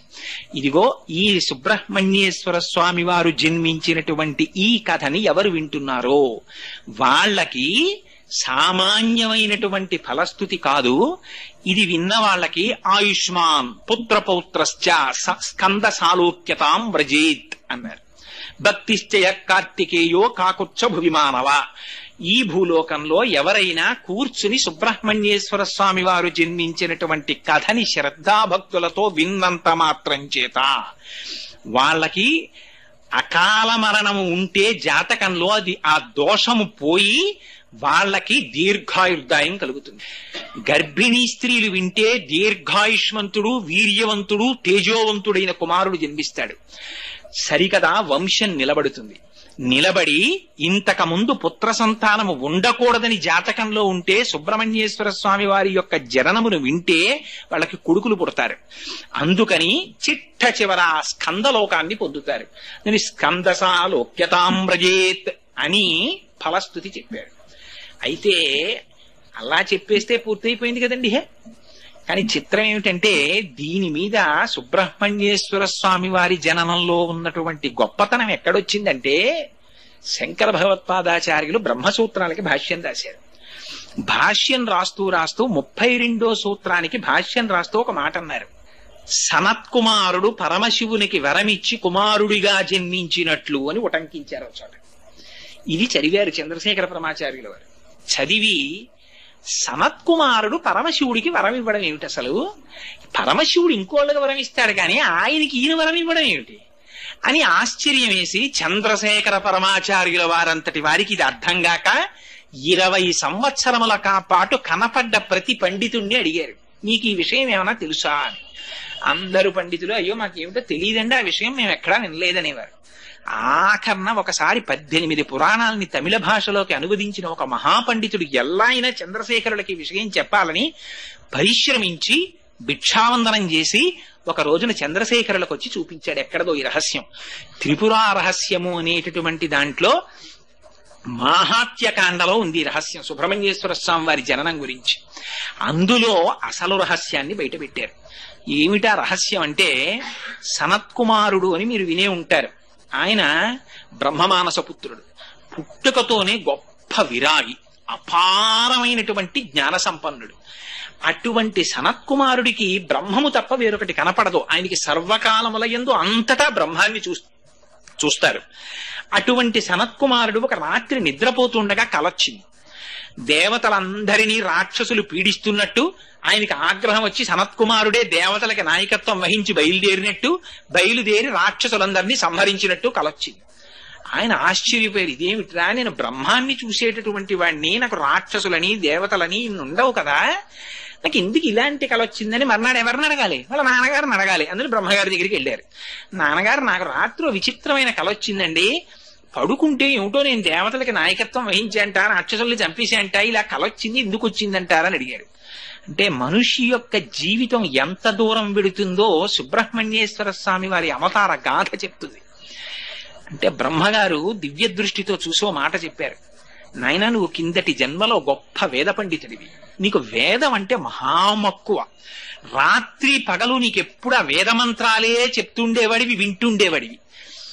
నీకు వేదమంటే ప్రీతి కనుక వేదము చేత ప్రతిపాదింపబడిన మంత్రముల చేత హవిస్సులను తీసుకుని లోకమునకు ఉపకారము చేసేటటువంటి దేవతలంటే మిక్కిలి భక్తి. ఆ దేవతలకి శత్రువులైన రాక్షసులంటే క్రోధం. అది జన్మ మారిపోయి ఇక్కడికి వచ్చేసిన ఆ సంపర్కం ఇంకా ఉండిపోయింది. ఇప్పుడు కలొచ్చింది, వచ్చి ఇంకా దేవతలకి నువ్వు నాయకుడివై రాక్షసుల్ని చంపాలని కోరిక ఉంది నీకు అన్నారు. కానీ ఇక్కడ చిత్రం ఏమిటో తెలుసా అండి, బ్రహ్మవాదికి సంతతము బ్రహ్మమును దర్శించేవాడి నోటి వెంట ఒక మాట అన్నాడు అనుకోండి, అది సత్యం అయిపోతుంది. వాడు సత్యం చెప్పడం కాదు, వాడు అన్నది సత్యం అవుతుంది. బ్రహ్మం పరమేశ్వరుడు దాన్ని సత్యం కింద మార్చేస్తాడు. అందుకని మరి సనత్కుమారుడికి కలొచ్చింది దేవతలకి నాయకుడు అవ్వాలని, ఎలా ఇప్పుడు దాన్ని సత్యం చేయడం? ఆయనేమో బ్రహ్మజ్ఞాని, ఆయనకి లోకంలో శత్రువు లేడు, మిత్రుడు లేడు. తుల్య నిందాస్తు తుర్మౌని సంతుష్టో ఏనకేనచిత్ తర్యేత స్థిరమతి భక్తిమాన్మే ప్రియోనర, ఆ స్థితిని పొందినవాడు ఎలా? అందుకని పార్వతీ పరమేశ్వరుడు కదిలొచ్చారు. కదిలొచ్చి నిలబడ్డారు. ఆయనకి ఇక్కడ బ్రహ్మం అక్కడ బ్రహ్మం ఏమిటి? నమ చోరాయిచ శిష్ప్యాయిచ ఫేన్యాయిచ శకత్యాయిచ హరిత్యాయిచ లోప్యాయిచ, ఎక్కడ చూసినా బ్రహ్మమే ఆయనకి. ఆ బ్రహ్మంలో బ్రహ్మం, మళ్ళీ పరమశివుడు వస్తే కొత్త బ్రహ్మం ఏమిటి? అంతా బ్రహ్మమే. అందుకని ఆయన ఏం లేవలేదు, నమస్కారం చేయలేదు, అంతా శివుడే, ఇంక కొత్త శివుడే ఉన్నాకని అలా చూస్తున్నాడు. ఆయన చూస్తుంటే పరమశివుడు పరీక్ష పెట్టాలనుకున్నాడు. ఏమో నీకు జ్ఞానిని చాలా అహంకారంగా ఉంది, నేను పార్వతీ సహితుడిని వస్తే లేచి నమస్కారం చేయలేదు, నిన్ను శపిస్తానన్నాడు. ఆయన అన్నారు, ఎవరిని శపిస్తావు? నువ్వోటి నేనోటి ఉంటే శపించాలి, నువ్వే నేను, నేనే నువ్వు, అహం బ్రహ్మాస్మి, ఉన్నది పరబ్రహ్మం ఒకటే ఉంది, పరబ్రహ్మం పరబ్రహ్మాన్ని శపించడం ఏమిటి? శరీరాన్ని అది నేను కాదుగా, ఇంకా శాపం ఏమిటన్నారు. శివుడు ఆశ్చర్యపోయి ఆనందపడి నీకు వరం ఇస్తానన్నాడు. మళ్ళీ వరం ఇస్తానంటే ఏమిటి? వరం చేసి సుఖపడేది ఎవరు? బ్రహ్మానికి ఒకప్పుడు సుఖం, ఒకప్పుడు దుఃఖం ఉందా? అంటే వరం అంటే అయితే సరే ఇవ్వండి స్వామి అంటాడేమో చూద్దాం అనుకున్నాడు. మళ్ళీ వరం ఏమిటి? ఇలాంటి కొత్త కొత్త మాటలు నా దగ్గర మాట్లాడకన్నాడు ఆయన. అంటే పరమశివుడు చాలా ప్రీతిని పొంది, పో నువ్వు నాకు వరం ఇస్తావా అన్నాడు. అంటే నేను ఇవ్వడం ఏమిటి? బ్రహ్మానికి వరం ఇస్తుందా, ఏం కావాలి చెప్పండి అన్నాడు. అంటే నువ్వు నా కొడుగ్గా పుట్టన్నాడు. తప్పకుండా పుడతాను మీకు కొడుగ్గా అన్నాడు. అని ఆయన చిత్రమైన మాట అన్నాడు సనత్కుమారుడు. అడిగింది మీరే అడిగారు, పార్వతీదేవి అడగలేదు నన్ను కుమారుడుగా పుట్టమని, అందుకే మీకే కొడుగ్గా పుడతాను. అంటే ఆవిడ ఆశ్చర్యపోయింది. ఇది చూస్తోంది పాపం సనత్కుమారుడు అంతటి వాడు నాకు కొడుకు. ఇప్పుడు ఏమండి, భర్త కొడుకుట్టాలని పూజ చేస్తుంటే భార్య మళ్ళీ ఏమన్నా నా సంగతి చెప్పండి అంద కదా. ఆయన పూజ చేస్తున్నాడంటే తనకి ఆయనకి కలిసే పుడతారని కదా అనుకుంటుంది. ఆవిడ తెల్లబోయింది, ఇదేమిటి ఇదే కొత్త మిలికి పెట్టాడేమిటినా, నీకే పుడతా, అసలు అలా ఎలా పుడతాడు, సృష్టికి విరుద్ధం కదా అది. అంటే పరమశివుడు ఎంత దూరం ప్రణాళిక వేసేసాడో చూడండి. తారకాసురుడు వరం అడుగుతాడన్న విషయం కూడా పరమశివుడికి తెలుసు. ఆయనకి తెలియదే ఉంటుందండి. బ్రహ్మమస్తకావలీది బద్ధతే నమ శివాయ, భూత భవిష్యత్ వర్తమాన కాలములకు సాక్షి పరమశివుడు అంటే. ఆయన ఒకనాడు ఉండేవాడా, ఒకనాడు లేనివాడా, ఎప్పుడూ ఉంటాడు ఆయన. అందుకని ఆయనకి తెలుసు కాబట్టి ఆయన తనకి కుమారుడిగా స్వీకరిస్తానని సంతోషపడ్డారు. పార్వతీదేవి అంది, సరే నువ్వు ఆ మాట అన్నావు బానే ఉంది, ఆయన అడిగారు నువ్వు వరం ఇచ్చావు, నువ్వు నా కొడుగ్గా పుట్టని శివుడు అడిగాడు, నేను నీ కొడుగ్గా పుడతానని నువ్వు అన్నావు. భార్యకి భర్తకి భేదం ప్రపంచంలో ఎక్కడన్నా చూస్తారా? భర్త అడిగితే భార్య అడిగినట్టే. అందుకని ఆయనకి కొడుకుగా పుడతానంటే నాకు కొడుకుగా పుట్టినట్టే, అంతేగాని మళ్ళీ నీకు పుట్టను ఆయనకి పుడతానంటే ఏంటి? అందుకని నువ్వు నాకే పుట్టాలి. ఆయన అన్నాడు, అమ్మా నాకు బిరుదు ఇచ్చావు కదా ఇందాక, నువ్వు జ్ఞాని అని పిలిచారు కదా మీరు, జ్ఞాని అయినటువంటి వాడికి మళ్ళీ అమ్మ కడుపులో దూరాలని కోరుకుంటుందా? పునరపి జననం పునరపి మరణం పునరపి జనని జఠరే శయనం ఇహ సంసారే బహుదుస్తారే కృపయాపారే పాహిమురారే. అలాంటిది మళ్ళీ అమ్మ కడుపులో పడుకోనా? అది పార్వతీదేవి కడుపవని ఇంకో అమ్మ కడుపవని, అమ్మ కడుపే కదమ్మా. మళ్ళీ నేను కడుపులో పడుకుని అధోముఖంగా కిందకి రానా? అలా రాలేనమ్మా, అందుకని నీ కడుపున జన్మించనన్నాను. ఆవిడంది, అలా ఎలా కుదురుతుందయ్యా, నీ వంటి జ్ఞాని నాకు కొడుకుగా పుట్టాలని ఉండదా? అందుకని మనం ఒక రాజీ చేసుకుందాం ఉంది ఆవిడ. ఏమిటమ్మా అన్నాడు. పూర్వం పరమశివుడు అంటే ఈ సుబ్రహ్మణ్యేశ్వర స్వామి వారి యొక్క వైభవంలోకి ఎన్ని పురాణాలు వచ్చేస్తాయో చూడండి. పరమశివుడు మళ్ళీ భాగవతం, పరమశివుడు ఒకానొకప్పుడు పరమశివుని యొక్క అనుగ్రహం కోసమని భస్మాసురుడు తపస్సు చేశాడు. తపస్సు చేస్తే భోళాశంకరుడు ప్రత్యక్షమై ఏం కావాలన్నాడు, నా చెయ్యి ఎక్కడెడితే అక్కడ భస్మం అవ్వాలన్నాడు. ఇచ్చాను, తీసుకో అన్నాడు. ఆగు పరీక్ష చేసుకోవాలి కదా, ఓసారి నీ తల మీద పెడతానన్నాడు. ఆయన పరుగు మొదలెట్టాడు. ఆయనకి తెలియక పరమశివుడికి నిజంగా తల మీద పెట్టేస్తే బూడిదైపోయేంత అవివేకి ఆయన. అంటే ధూర్తులైన వాళ్ళ ప్రవర్తన ఎలా ఉంటుందో ప్రపంచానికి చూపించాలి, అందుకని పరిగెడుతున్నాడు. పార్వతీదేవి మహాపతివ్రత, ఆవిడ సర్వజ్ఞ, ఆ బ్రహ్మకీట జనని. ఆవిడికి తెలియదు పరమశివుడు ఎందుకు పరిగెడుతున్నాడో. కానీ ఆవిడ సదాశివానుగ్రహద మహాపతివ్రత ఆవిడ. అటువంటి తల్లి భర్త ప్రాణభయంతో పరిగెడుతున్నట్టు నటిస్తున్నా, భర్త ఉట్టిని నటించచ్చు. అబ్బా అన్నాడు అనుకోండి మొగుడు, అది ఖచ్చితమో కాదో తెలియకుండా అబ్బాయి ఏమిటండి అని నేను అన్నండి అంటుందా భార్య? అంటే అబ్బో ఏమిటండి అంటుంది. ఉట్టినే అన్నాను అంటే ఏమిట్లేదు పరిహాసాలు అంటుంది. కానీ ఖచ్చితంగా కన్ఫర్మ్ అయిపోయి దెబ్బ కనపడ్డాక అడుగుదామని ఊరుకున్నానంటే అని అంద కదా భార్య. అలాంటిది మహాపతివ్రత అనకుండా ఉంటుందా? అందుకని ఆయన పరిగెడుతుంటే ఆవిడ నీరైపోయింది అన్నాడు. అయిపోయి తన స్వరూపం కనపడకుండా తటాకం అయిపోయింది ఆవిడ. అదే శరవణం అంటే. ఆ శరవణం అనేటటువంటి తటాకమై ఉండిపోయింది. సరే పరమశివుడు మళ్లీ తిరిగి వచ్చారు, ఆ తటాకంలోంచి ఆవిడ స్వస్వరూపాన్ని పొందింది. కానీ తటాకం ఉండిపోయింది. ఇది జ్ఞాపకంగా ఉంచుకోవడానికి అమ్మవారు పరమప్రీతితో ఆ సరోవరంలో ఉండిపోయింది. ఆ సరోవరాన్ని కాపాడుకుంటోంది. ఆవిడంది, నువ్వు నా గర్భవాసం కదా చెయ్యవు, ఒక పని చెయ్యి. జ్ఞానమూర్తివి కాబట్టి పరమశివుని యొక్క 3వ కంటి అగ్నిహోత్రంలోంచి జన్మించి పుట్టగానే ఈ శరవణం అనేటటువంటి తటాకములో వచ్చి పడి అక్కడి నుంచి పైకి లే. శరవణ భవ అంటే పుట్టినవాడు, శరవణం అంటే పార్వతీదేవి నుంచి పుట్టినవాడు. ఇప్పుడు ఏమయ్యాడు శరవణ భవుడు అంటే? అందులో అది బీజాక్షరమైంది. అమ్మవారి కొడుకు అయ్యాడు. శివతేజం నుంచి పుట్టినవాడు అమ్మవారి కొడుకే అయ్యాడు. అంటే ఆ కోటేశ్వరారు అబ్బాయి అండి అంటే ఈశ్వరి గారు అబ్బాయినా అండి అని అడగకూడదు, తప్పు. కోటేశ్వరారు అబ్బాయి అండి అంటే కోటేశ్వరరావు గారు ఈశ్వరి గారుల అబ్బాయి, అంతేగాని ఎక్కడో ఏ సర్టిఫికేట్ వెరిఫికేషన్ కో వెళ్ళి Chiranjeevi CHS Charan son of Shri CHRVB Koteswararao అంటే ఎవరో నన్ను తెలిసిన వాళ్ళు ఉంటే పక్క వాళ్ళని పిలిచి కోటేశ్వరారు అబ్బాయి అంటే వారి భార్య పురాణాలకు వస్తుంటారు, ఆవిడ కొడుకేనా అండి అంటే అది అసహ్యకరమైన సంస్కారం, అలా అడగకూడదు కదా. అందుకని పరమశివుని యొక్క కుమారుడు అని వాడు అడిగిన అవివేకి అయి తారకాసురుడు, అది అజ్ఞానం. అడిగినా వచ్చినవాడు శరవణ భవుడు, అందుకని అవి బీజాక్షరాలయ్యి. పార్వతీపుత్రుడై వచ్చాడు, అందుకని చేతిలో ఏముంటుంది? శక్తి ఆయుధం ఉంటుంది ఆయన చేతిలో. శివుడికి పరమశివుడి యొక్క పేర్లు వింటే కొంచెం ఆశ్చర్యకరంగాను కొంచెం భయంకరంగాను ఉంటాయి. ఏమిటండి ఈ పేర్లన్నీ ఇలా ఉన్నాయి ఏమిటండి అనిపిస్తుంది. మీరు నిజంగా శివుడి అష్టోత్తరంగానే ఏమైనా చూశారనుకోండి, ఆయన పేర్లు ఏమిటో తెలుసా అండి? స్థాణుహు అను మారేడు దళం వేస్తారు. స్థాణుహు అంటే కదలక మెదలక ఇలా ఉంటాడని. ఏట స్థాణువులు అలా కూర్చుంటావు, ఏం మాట్లాడినా పలకవు అంటాం. స్థాణు అంటే అలా కూర్చున్నవాడనా? అది కాదు. పరమశివుణ్ణి స్థాణువు అని ఎందుకు పిలుస్తారో తెలుసా అండి? ఆయనకి వ్యాపకత్వం చెప్పినప్పుడు శివకేశవ అభేదం చెప్తే స్థాణుహు అని పిలుస్తారు. స్థాణుహు అంటే ఇంకా తాను వ్యాపించడానికి చోటు లేనివాడు, అంటే అంతటా నిండి నిబిడీకృతం అయిపోయి ఇంకా తాను ప్రవేశించడానికి కొత్త చోటు లేక నిండి ఉండిపోయినటువంటి వాడు స్థాణుహు. అందుకని ఆయనకి స్థాణుహు అని పేరు. అలాగే ఆయనకు ఒక విచిత్రమైనటువంటి నామం ఉంది. ఏమిటో తెలుసా అండి? ఆయన నామం పూషదంత విదవ్యగ్రో, సూర్యుడి పళ్ళు పీకేసిన వాడా నీకు నమస్కారం అని పేరు. అలా పిలుస్తారా ఎవరైనా? నిజంగా మరి దక్షయజ్ఞ ధ్వంసంలో సూర్యుడు వచ్చి అక్కడ కూర్చుంటే వీరభద్రుడికి కోపం వచ్చింది. శివుని నిరీశ్వర యాగంలో శివుణ్ణి పిలవని యాగానికి నువ్వు ఎందుకు వచ్చావు అని ఓ పటకారట్టకొచ్చి సూర్యుడు పళ్ళని పీకేశాడు.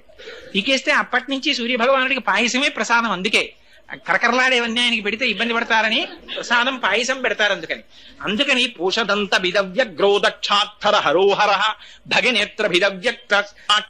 దగ్గు తగ్గిపోయినా అయ్యో డబ్బు పోసుకున్నాం ఉత్తిన బారాయణ ఏంటంటే అని తాగేయం కదా దాన్ని. అలా ఆ పరమశివుడికి కూడా ఆ ప్రార్థన చేసి స్తోత్రం చేసే ముందు ఉన్మత్త శేఖరాయ నమః అంటే ఆకలి వ్యాధి, అందుకని అది తగ్గేంత వరకు ఏది కనపడితే తింటాడంతే. అంతటి బ్రహ్మజ్ఞానులకు బ్రహ్మజ్ఞానం ఇచ్చేవాడు పరమశివుడు. అటువంటి వాడు కాబట్టి ఆయనకి ఉన్మత్త శేఖరాయ నమః అని పేరు.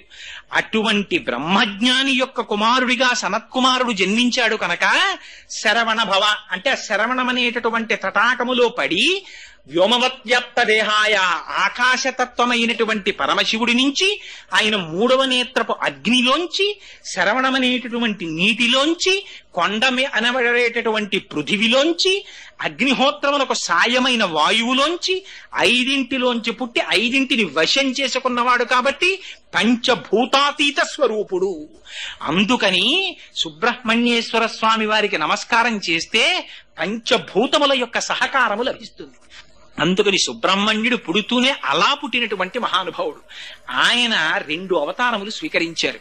ఉత్తర భారతదేశంలో కుమరిల భట్టుగా జన్మించారు, దక్షిణ భారతదేశంలో జ్ఞాన సంబంధ నాయనారుగా జన్మించారు. ఉత్తర భారతదేశంలో కుమరిల భట్టుగా జన్మించినప్పుడు భారతదేశంలో బౌద్ధమతం వ్యాప్తి చెంది వేదము యొక్క ప్రమాణమును అందరూ తిరస్కరించేటటువంటి రోజులొస్తే మళ్ళీ కర్మయోగాన్ని భారతదేశంలో ప్రచారం చెయ్యడం కోసమని మహానుభావుడు కుమరిల భట్టుగా వచ్చారు.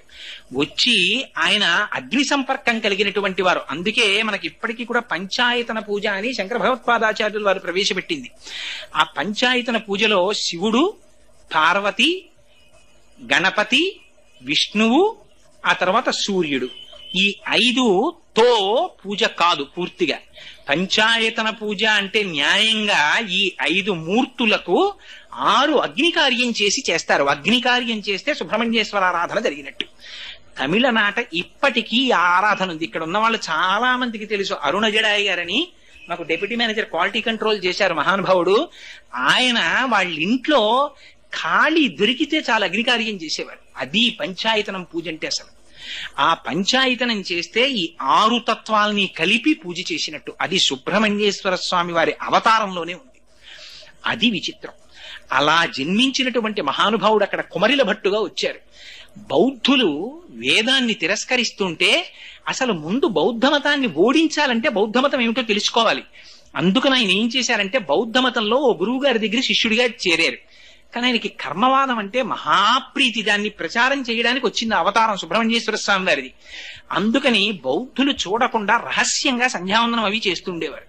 వాళ్ళ దగ్గర వాళ్ళ గురువు గారి దగ్గర కూర్చుని అవన్నీ తెలుసుకున్నారు. తెలుసుకున్న తర్వాత ఒకనాడు కనిపెట్టేశారు బౌద్ధులు, ఈయన ఈ మతం వాడు కాడు, ఇక్కడికొచ్చి చేరాడంతేను ఎప్పటికో అప్పటికి దీన్ని ఖండించడానికి వచ్చాడు, కాబట్టి ఈయన్ని సంహరించేయండి అన్నారు. అని పైకి తీసుకెళ్లి సౌధంలోంచి కిందకి తోసేశారు. ఆ కుమరిల భట్టు కింద పడిపోతూ ప్రతిజ్ఞ చేశాడు, వేదమే ప్రమాణమైతే, వేదమే సత్యమైతే నేను జీవింతునుగాక అన్నాడు. ఆ పై నుంచి కింద పడిపోయాడు. కుమరిల భట్టుకి ఏమీ అవలేదు. కానీ ఒక రాయి కంట్లో గుచ్చుకుని గాయమైంది. అప్పుడు వేదమాతని ప్రశ్నించారు, నీ యందు ఇంత నిబద్ధతతో నేను ప్రచారం చేశాను, నీ కోసమని బౌద్ధుల్ని ఓడించడానికి నేర్చుకున్నాను, ఎందుకు నా కంటికి గాయమైందని అడిగారు. నువ్వు చేసిన ప్రతిజ్ఞలో దోషం ఉంది. వేదము ప్రమాణమైతే అన్నావు, వేదమే ప్రమాణము కనుక నేను రక్షింపబడతానని నువ్వు అనలేదు. నీ ప్రతిజ్ఞలో దోషం ఉంది. అందుకని సర్వేంద్రియాణం నయనం ప్రధానం సర్వస్య గాత్రస్య శిర ప్రధానం. ఆ జ్ఞానంలో చిన్న వైక్లభ్యం వచ్చింది కనుక కంటికి దెబ్బ తగిలిందండి ఆ శరీరవాణి, అంటే వేదమాత అని. ఆనాడు బౌద్ధుల్ని ఓడించి ఏ అగ్నిహోత్రంలోంచి వచ్చారో కర్మిష్ఠ అంటే ఏమిటో చూడండి, సుబ్రహ్మణ్యుడు నిరూపించి చూపించారు. ఆయన చెయ్యకూడని అపరాధం ఒకటి చేశారు. ఒక గురువు దగ్గర చేరి ఆ గురువు మతాన్ని ఓడించడం కోసం వాళ్ళ దగ్గర నేర్చుకున్నారు. మరి అది కర్మిష్ఠి చెయ్యకూడని పని. నేను ఇటువంటి పని చేశాను కనుక దానికి ప్రాయశ్చిత్తం తుషాగ్నిలో దగ్ధమైపోతానన్నారు. ఈ తుషాగ్ని పేర్చేసుకుని తుషాగ్నిలో కాలిపోతున్నారు. అప్పుడు వచ్చారు శంకరాచార్యులు వారు. యోగ మార్గంలో వచ్చి వాదించడానికి రమ్మన్నారు జ్ఞాన మార్గం గురించి. నేను తుషాగ్నిలో దహించుకుపోతున్నాను, నా శిష్యుడైనటువంటి వాడు మండల విశ్వరుడు ఉన్నాడు, వెళ్ళమన్నారు. మళ్ళీ యోగ మార్గంలో విడిపారు శంకరాచార్యులు వారు అప్పుడు. సరే, అది శంకర విజయాల్లో విషయం అనుకోండి. ఇప్పుడు నేను దాని గురించి పెద్ద ప్రస్తావన చెయ్యను. కాబట్టి ఉత్తర భారతదేశంలో కుమరిల భట్టుగా వచ్చారు. వచ్చి బౌద్ధ మతాన్ని ఓడించారు. దక్షిణ భారతదేశంలో జైన మతం ఉండేది పూర్వం. ఎంత కరడు కట్టిపోయిందంటే జైన మతం, మీకొక్క ఉదాహరణ చెప్తాను. సుబ్రహ్మణ్యేశ్వర స్వామి వారు జ్ఞాన సంబంధ నాయనరుగా వచ్చారు. జ్ఞాన సంబంధ నాయనరుగా వచ్చినప్పుడు శివపాద హృదయుడు అని సీర్గాళి అని అరుణజడాయి గారు వాళ్ళ సొంత ఊరది. అక్కడ ఆ శివపాద హృదయుడు, ఆయన భార్య భగవతి, వాళ్ళిద్దరూ పరమ పవిత్రమైనటువంటి దంపతులు. వాళ్ళకి ఈ జ్ఞాన సంబంధ నాయనరు పుట్టారు. తండ్రి గారు సంధ్యావందనం చేసుకోవడానికి ఓ రోజు సాయంకాలం బయటికి ఎడుతుంటే ఈ పిల్లవాడు కాళ్ళకు అడ్డం పడ్డాడు. అడ్డం పడితే తండ్రి గారు తీసుకెళ్లి పిల్లవాడిని అక్కడ కూర్చోపెట్టి ఆ సంధ్యావందనం చేసినప్పుడు చెరువుల దగ్గర నదుల దగ్గర స్నానం చేస్తే అఘమర్షణ మంత్రం మంత్రం చెప్పి నీళ్లలో ములుగుతారు. ఆ మంత్రం చెప్పి ములుగుతున్నారు. ములిగితే పిల్లాడికి తండ్రి కనపడలేదు, నీళ్లలో ములిగిపోయాడని భయం వేసింది. భయం వేసి ఎవరిని పిలిచి చెప్తాడు? ఎదురుగుండా శివాలయం గోడ మీద వృషభవాహనారూఢుడై పార్వతీ పరమేశ్వరులు కనబడ్డారు. అమ్మా అప్పా అమ్మా అప్పా అని ఏడిచారు వాళ్ళిద్దరినీ చూసి. ఇది కావలసిన ఏడుపు నేర్పాడైన మనకి. అవి విగ్రహాలండి అని ఏడిచినంత కాలం పరమేశ్వరుడు రాడు. వాళ్ళు పార్వతీ పరమేశ్వరులండి అని ఏడిస్తే వస్తాడు. అందుకని అవి బొమ్మలని ఏడవలేదు, వాళ్ళిద్దరూ మాతాపితరులని ఏడిచారు. ఆయన ఏడిస్తే పరమశివుడు అన్నాడు, అదేంటి అలా కూర్చున్నావు, పిల్లవాడు ఏడుస్తున్నాడు పదన్నారు. గబగబా వచ్చారు ఇద్దరు. అమ్మ ఏం చేస్తుంది, పిల్లాడు ఏడిస్తే పాలు ఇవ్వాలి, పార్వతి పాలి అన్నారు. అంటే ఆవిడంది, ఏమిటో తేలిగ్గా చెప్పేస్తున్నారు, శివజ్ఞానం వచ్చేస్తుంది పాలిస్తే. ఇవ్వనా అంది. ఇచ్చేసేయి అన్నారు. బంగారు పాత్రలోకి స్తన్యాన్ని పిండి పాలిచ్చేసింది ఆవిడ. పాలిస్తే ఆ పాలు తాగేశాడు పిల్లాడు. తాగేయగానే ఇది శివజ్ఞానం వచ్చేసింది. తండ్రి గారు అఘమర్షణ మంత్రం చెప్పి పైకి లేచారు, వచ్చారు. కుర్రవాడి నోటి పక్కన పాలు కనబడ్డాయి. ఎవరిచ్చిన పాలు తాగావురా అని అడిగారు. వెంటనే బ్రహ్మాండకమైనటువంటి పదికం చెప్పారు. అంటే మనకి దండకాలంటాను చూసారా, అటువంటిది చెప్పారు. ఆ కుర్రాన్ని ఎత్తుకుని గుళ్ళోకి తీసుకెళ్తున్నారు. వాడు రావణ బ్రహ్మ చేసిన స్తోత్రం దగ్గర నుంచి చెప్పేస్తున్నాడు ఆ పిల్లాడు. వాడు గుడికి తీసుకెళ్తే చేతిలో ఇలా భజన చేస్తూ పరమశివుణ్ణి కీర్తిస్తుంటే చేతులు ఎర్రబడుతున్నాయి. పార్వతీ పరమేశ్వరులు చూడలేక బంగారు చిడతలు పైనుంచి కింద పడేశారు.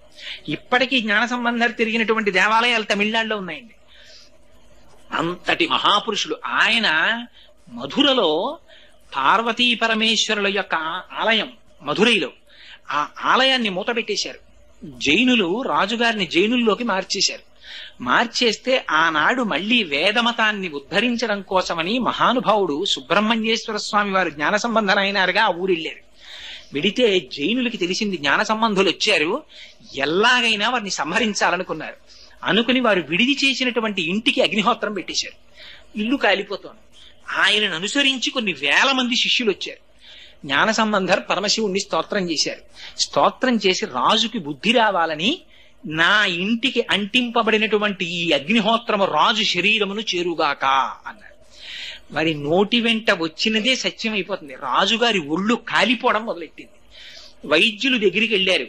వెడితే ప్రియపురాణంలో రాశారండి, అరిటాకులు పట్టుకెళ్లారట, పడుకోబెడదాం లేత అరిటాకుల మీద. అరిటాకుల మోపులు కాలిపోయి, జైనులు నెమలీకల విసిరికర్రలు పట్టుకెళ్లారు, అవి కాలిపోయి. మంత్రాలు వేశారు, తగ్గలేదు. అప్పుడు ఆయన భార్య శివభక్తురాలు.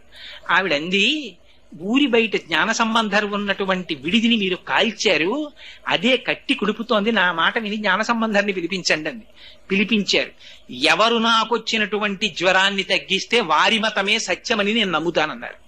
అంటే అయినా జైనులు ఒప్పుకోలేదు. శరీరానికి కుడి పక్కన జ్ఞాన సంబంధర్ చల్లబరుస్తారు, ఎడం పక్కన మేము చల్లబరుస్తాం అన్నారు. అటు వారు నించున్నారు, ఇటు జ్ఞాన సంబంధర్ నించున్నారు. ఈయన పరమేశ్వరుణ్ణి ప్రార్థన చేసి విభూతి రాశారు. శరీరం ఒక పక్క చల్లబడిపోయింది, అవతల పక్కన మరింత వేడెక్కిపోయింది. అప్పుడు రాజు మహాప్రభో ఇది మరీ ఘోరంగా ఉంది, తట్టుకోలేకపోతున్నాను, ఒకే చోట స్వర్గం నరకం కనబడుతున్నాయంటే అటువైపు కూడా విభూతి రాశారు. అప్పుడు చల్లబడింది. చల్లబడినా జైనులు అంగీకరించలేదు. మా మత గ్రంథాల్ని, శైవ మత గ్రంథాలని తీసుకెళ్లి వైఘై నదిలో పారేస్తాం, ఏవి ఎదురొచ్చి నిలబడితే అవే ప్రమాణం అన్నారు. వైఘై నదిలో పడేశారు. వాళ్ళ గ్రంథాలు కొట్టుకెళ్లిపోయాయి. వీళ్ళ జ్ఞాన సంబంధం వేసినటువంటి గ్రంథాలు మాత్రం శివాలయం దగ్గరికి వెళ్లి పైకి లేచి నీటి మీద నిలబడిపోయాయి. ఆ విధంగా ఇంకా జ్ఞాన సంబంధర్ జీవిత చరిత్ర చెప్పుకోవాలంటే అది సామాన్యమైంది కాదండి. చిట్ట చివరి జ్ఞాన సంబంధర్కి వివాహం చేస్తా ఉన్నారు. జ్ఞాన సంబంధర్ ఎంత చిత్రం అంటే, ఒక వైశ్యుడు వాళ్ళ అమ్మాయిని ఆయనకిచ్చి పెళ్లి చేస్తానన్నారు. ఇన్ని ఏర్పాట్లు చేసుకున్న తర్వాత ఆ అమ్మాయి పువ్వులు కోయడానికి వెడితే పాము గరిచి చచ్చిపోయింది. జ్ఞాన సంబంధర్ అప్పటికి ఎక్కడో ఉన్నారు, ఏదో ఊళ్ళో దేవాలయంలో. ఆయన వచ్చే వరకు పార్థివ శరీరం ఉంటుందా? ఆయనకి ఇస్తానన్నారంతే. ఆ పిల్లని ఇంకా పెళ్ళవలేదు, ఏమీ అవ్వలేదు. ఆ అమ్మాయికి అంచేష్టి సంస్కారం చేసేసారు, బూడిద చేసేశారు. ఎముకలు బూడిద ఆయన జాడీలో పెట్టి గదిలో పెట్టి దాచుకున్నాడు. జ్ఞాన సంబంధర్ వస్తే చెప్దామని. పాపం జ్ఞాన సంబంధర్ వచ్చారు. వచ్చిన తరువాత అయ్యో నీకు పిల్లని ఇద్దాం అనుకున్నానయ్యా, చచ్చిపోయింది, పిల్ల జాడీలో ఉండిపోయింది అన్నారు. అయితే ఆ పిల్లని బతికించి చూస్తామన్నారు జైనులు. అంటే పరమశివుణ్ణి స్తోత్రం చేశారు. స్తోత్రం చేస్తే జాడీలో ఉన్నటువంటి బూడిదలోంచి సప్తధాతువులు పుట్టి అస్థిపంజర నిర్మాణం జరిగి అందులోంచి 8 సంవత్సరాల ఆడపిల్ల బయటికి వచ్చింది. ఆనాడు వేసుకున్న కంకణములు ఉంగరములతో పైకొచ్చింది. యథార్థంగా జరిగాయండి ఇవన్నీ.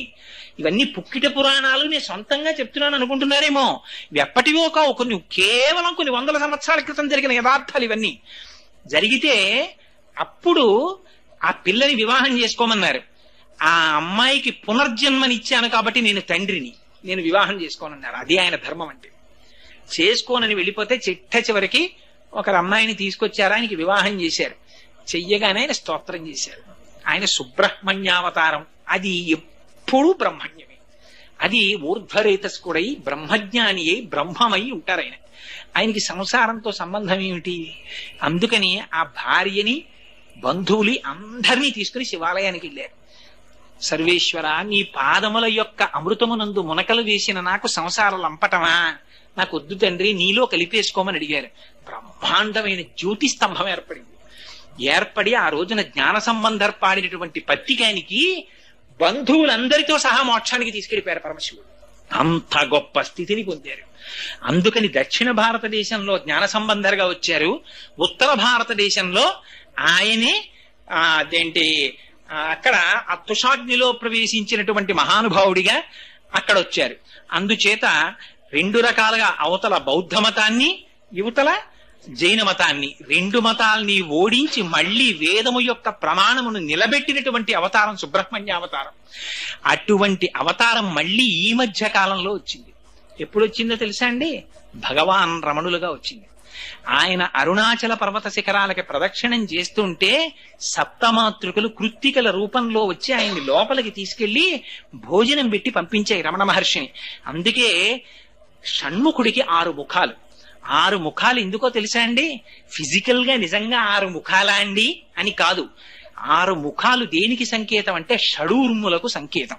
ఈ షడూర్ములు ఎవరికి ఉంటాయో తెలుసా? మనందరికీ ఉంటాయి. అవే ఆకలి, దప్పిక, జరా, మోహము, జననము, మరణము. ఈ 6 కొట్టుకుంటూ ఉంటాం. ఇంకేమీ ఉండదు. నిజంగా లోపలికి వెళ్ళి చూస్తే ఉండేది ఏమిట్రా అంటే ఆకలి వేస్తూ ఉంటుంది, మళ్ళీ తింటూ ఉంటాడు, తగ్గిపోతూ ఉంటుంది. దప్పిక, దాహం వేస్తూ ఉంటుంది, తాగుతూ ఉంటాడు, తగ్గుతూ ఉంటుంది, మళ్ళీ దాహం వేస్తుంటుంది. జర, వద్దన్నా వృద్ధాప్యం వచ్చేస్తూ ఉంటుంది. మోహం, ఎక్కడ లేని జ్ఞానం వీడికి, అన్నీ నావే అనుకుంటుంటాడు, దాచుకుంటుంటాడు. ఆఖరికి కల్లరి బొమ్మయో కాయంబు నొల్ల, అద్దె కొంపల పోలు ఆ భోగమొల్ల, కొని తెచ్చు పీడలో కొంపల నొల్ల, ఇంటి దొంగల బోలు కొడుకుల నొల్ల, ఎందుకీ భాగ్యంబులెందుకీ బ్రతుకు, ముందు చావుండంగ మురియంగనగునే అంటారు. అలాగా స్వామి నీ పాదాలు చాలు, మాకు ఎందుకు ఇవన్నీ ఉండేవా, ఏడిచేవా, మా వెంట వచ్చేవా అని ఎవరంటారు? ఎవరో భక్తి కలిగిన వాళ్ళు అంటారు. మిగిలిన వాళ్ళందరం ఈ ఆకలి, దప్పిక, శోకము, మోహము, జర, మరణము, ఈ 6 తిరుగుతూ ఉంటారు. కానీ ఎవరు సుబ్రహ్మణ్యేశ్వర స్వామి వారి పాదములు పట్టుకుంటున్నారో అటువంటి వారిని ఈ షడూర్ముల నుంచి ఉద్ధరిస్తాడు. అందుకని ఆయనకి షడాననుడు 6 ముఖములతో ఉంటారు. సుబ్రహ్మణ్యేశ్వర స్వామి వారు నెమలి మీద కూర్చుంటారు. ఈ నెమలి ఎక్కడిదో తెలుసా అండి? గరుత్మంతుడు ఆయనకి పట్టాభిషేకం జరుగుతున్నప్పుడు ఇచ్చారు, తర్వాత తారకాసుర సంహారం చేశారు. ఏమంటే నెమలి మీద కూర్చోవడం ఏంటి? ఇటు కూర్చోడానికి ఓ సింహాసనం లేదా? అంత పార్వతీ పరమేశ్వరుల పుత్రుడు ఇటు ఏమీ లేనట్టు నెమలి మీద కూర్చోవడం ఏమిటి? ఆ నెమలి ఏం నడుస్తుంది? ఈయనేం కూర్చుంటారు? ఎందుకు ఈ అల్లరంతా అంటే నెమలి ఒక గొప్ప విచిత్రం. పైగా మీరు సుబ్రహ్మణ్యేశ్వర స్వామి వారి మూర్తిని చూడండి, ఎద్దులు మూట కట్టేస్తుంది. చేతిలో ఇలా శక్తి ఆయుధాన్ని పట్టుకుని ఉంటారు, ఒక శూలం పట్టుకుని ఇలా విభూతి రేఖలు పెట్టుకుని, చేతిలో ఒక ధ్వజం ఉంటుంది, పతాకం, దాని మీద కోడిపుంజు ఒకటి ఉంటుంది, కుక్కుట ధ్వజం ఉంటుంది. ఆయన కూర్చునేదో నెమలి మీద కూర్చుంటారు. ఆ నెమలి కాళ్ళ కింద పాము తిరుగుతుంటుంది. మళ్ళీ ఇవన్నీ విచిత్రాలు కావండి. ఎక్కడా లేని ఏమిటో కోడిపుంజు ఏమిటి, కూర్చోడానికి ఓ నెమలి ఏమిటి, నెమలి కాళ్ళ కింద పాము ఏమిటి, ఈయనకి 6 ముఖాలు ఏమిటి, వల్లీదేవసేన భార్యలేమిటి, ఏమిటి అల్లరంతా? అందులోనే ఒక గొప్ప రహస్యం. ఆయనకి విశాఖుడు అని పేరు. విశాఖపట్టణానికి పేరు ఎందుకో తెలుసా అండి? విశాఖుడు అన్న పేరు వల్ల వచ్చింది. విశాఖుడు అన్న నామానికి అర్థం ఏమిటో తెలుసా? విశాఖుడు అంటే పరమశివుడికి ఇందాక చెప్పానే స్థాణుహు అని పేరు. స్థాణుహు అంటే ఎండిపోయిన చెట్టుగా ఉండిపోయిన వాడు అని ఒక అర్థం. అలా ఉన్న పరమశివుణ్ణి అమ్మవారు విడిచిపెట్టదు. అపర్ణ అని అమ్మవారికి పేరు. అపర్ణ అంటే ఆకులు కూడా తినకుండా తపస్సు చేసిందని ఒక అర్థం. అపర్ణ అంటే పరమశివుడు ఎండిపోయిన చెట్టులా నిలబడిపోయినప్పుడు అప్పుడు కూడా విడిచిపెట్టకుండా ఎండిపోయిన తీగలా చెట్టుకుని ఉండిపోయిందని అర్థం. మరి చైతన్యం ఎక్కడుంది అంటే శాఖుడు అంటే శాఖలుంటే కొమ్మలు, విశాఖుడు అంటే కొమ్మలు లేనితనం, ధవ అంటే భర్త కలిగింది, విధవ అంటే భర్త లేనిది. అందుకని విశాఖుడు అంటే శాఖలు లేవు. మరి అప్పుడు సుబ్రహ్మణ్యుడు ఎక్కడ ఉన్నాడు? ఆ చెట్టు లోపలే చిన్న చైతన్య బీజం కింద లోపల ఉండిపోయాడు. ఆ ఎండిపోయిన చెట్టే మళ్ళీ ఆకులు కొమ్మలు అన్నింటితో వచ్చేస్తుంది. ఎక్కడుంది చైతన్యం? లోపల ఉంది చైతన్యం. అందుకని ఆయనకి గుహ అని ఒక పేరు. ఈ గుహ అన్న పేరుతో ముత్తుస్వామి దీక్షితుల వారు తిరుత్తణి వెళ్లి ఆయన మీద పాటలు రాశారు. రాస్తే పరమ ప్రీతి పొంది సుబ్రహ్మణ్యేశ్వర స్వామి వారు ప్రత్యక్షమయ్యారు. ప్రత్యక్షమై కలకండ నోట్లో పోశారు. పోస్తే అప్పుడే ఓ కీర్తన రాశారు. నాకు కీర్తనలు రావు, కానీ ఎంత అద్భుతమైన కీర్తన తెలుసా అండి అది. ఆ గుహ అన్న నామంతో ముత్తుస్వామి దీక్షితులు సుబ్రహ్మణ్యేశ్వర స్వామి వారి యొక్క దర్శనం అయిన తర్వాత కీర్తనలు ఇచ్చారు. త్యాగరాజు గారి కీర్తనలు రాశారు. అంతటి మహానుభావుడైన నెమలి మీద ఎందుకు కూర్చుంటారంటే నెమలి పురి విప్పుతుంది. నెమలి మిగిలిన పక్షులన్నింటికీ ఓ గుణం ఉంటుంది, తోక ఒకటే ఉంటుంది దానికి. అది ఎప్పుడో విప్పుతూ ఉండడం, అందులో రంగులు రావడం. అయినా కాకి అంటే దిగుమాల కాకి ఎప్పుడో ఓలాగే ఉంటుంది. అంతే కాకి పురి విప్పిందండి ఎవరు అనరు. నెమలి ఒకటే పురి విప్పుతుంది. పురి విప్పుతుంది, నాట్యం చేస్తుంది. అదో విచిత్రం. మళ్ళీ ఇందులో సుబ్రహ్మణ్యేశ్వర స్వామి వారు నెమలి మీద కూర్చుంటారంటే అర్థం ఏమిటో తెలుసా అంటే కాలం ఎప్పుడు ఒకలాగే కనపడుతుంది. అంటే కాలం గ్రీష్మ ఋతువులో కాలం అంటే కొత్తగా ఉంటుందా అండి? వాచీలు ఏమైనా ఇటు నుంచి ఇటు తిరుగుతాయా అంటే అలా ఏం తిరగవు, ఎప్పుడో ఒకలాగే తిరుగుతాయి గడియారాలు. కానీ మరి ఎక్కడ తేడా వస్తుంది? అగ్ని ముఖంబు పరాపరాత్మకమాత్మ కాలంబు గతి రత్నగర్భ పదము శ్వసనంబు నీయూర్పు రసన జలేచుండు దిశలు కర్ణంబులు దివము నాభి సూర్యుండు కర్ణులు శుక్లంబు శలిలంబు జఠరంబు చలదులు చెదలు శరము సర్వౌషధులు రోమచయము శల్యంబు లద్రులు మానసం అమృతకరుండు చందములు ధాతువులు ధర్మసమితి హృదయము ఆస్యపంచకముపనిషద్ ఆహ్వయంబైన నీరూపు సరసత్వమై శివాఖ్యయై స్వయం జ్యోతి అయి ఒప్పు ఆజ్యమగుచు అంటారు. నెమలి మీద కూర్చోవడం అంటే నెమలి పురివిప్పుతుంది. పురివిప్పితే రంగులు రంగులు రంగులు రంగులు కనపడతాయి. అలాగే కాలము కూడా 6 ఋతువులు కింద నడుస్తూ ఉంటుంది. ఒక్కొక్క ఋతువులో ఒక్కొక్క కొత్తదనం కనబడుతుంది.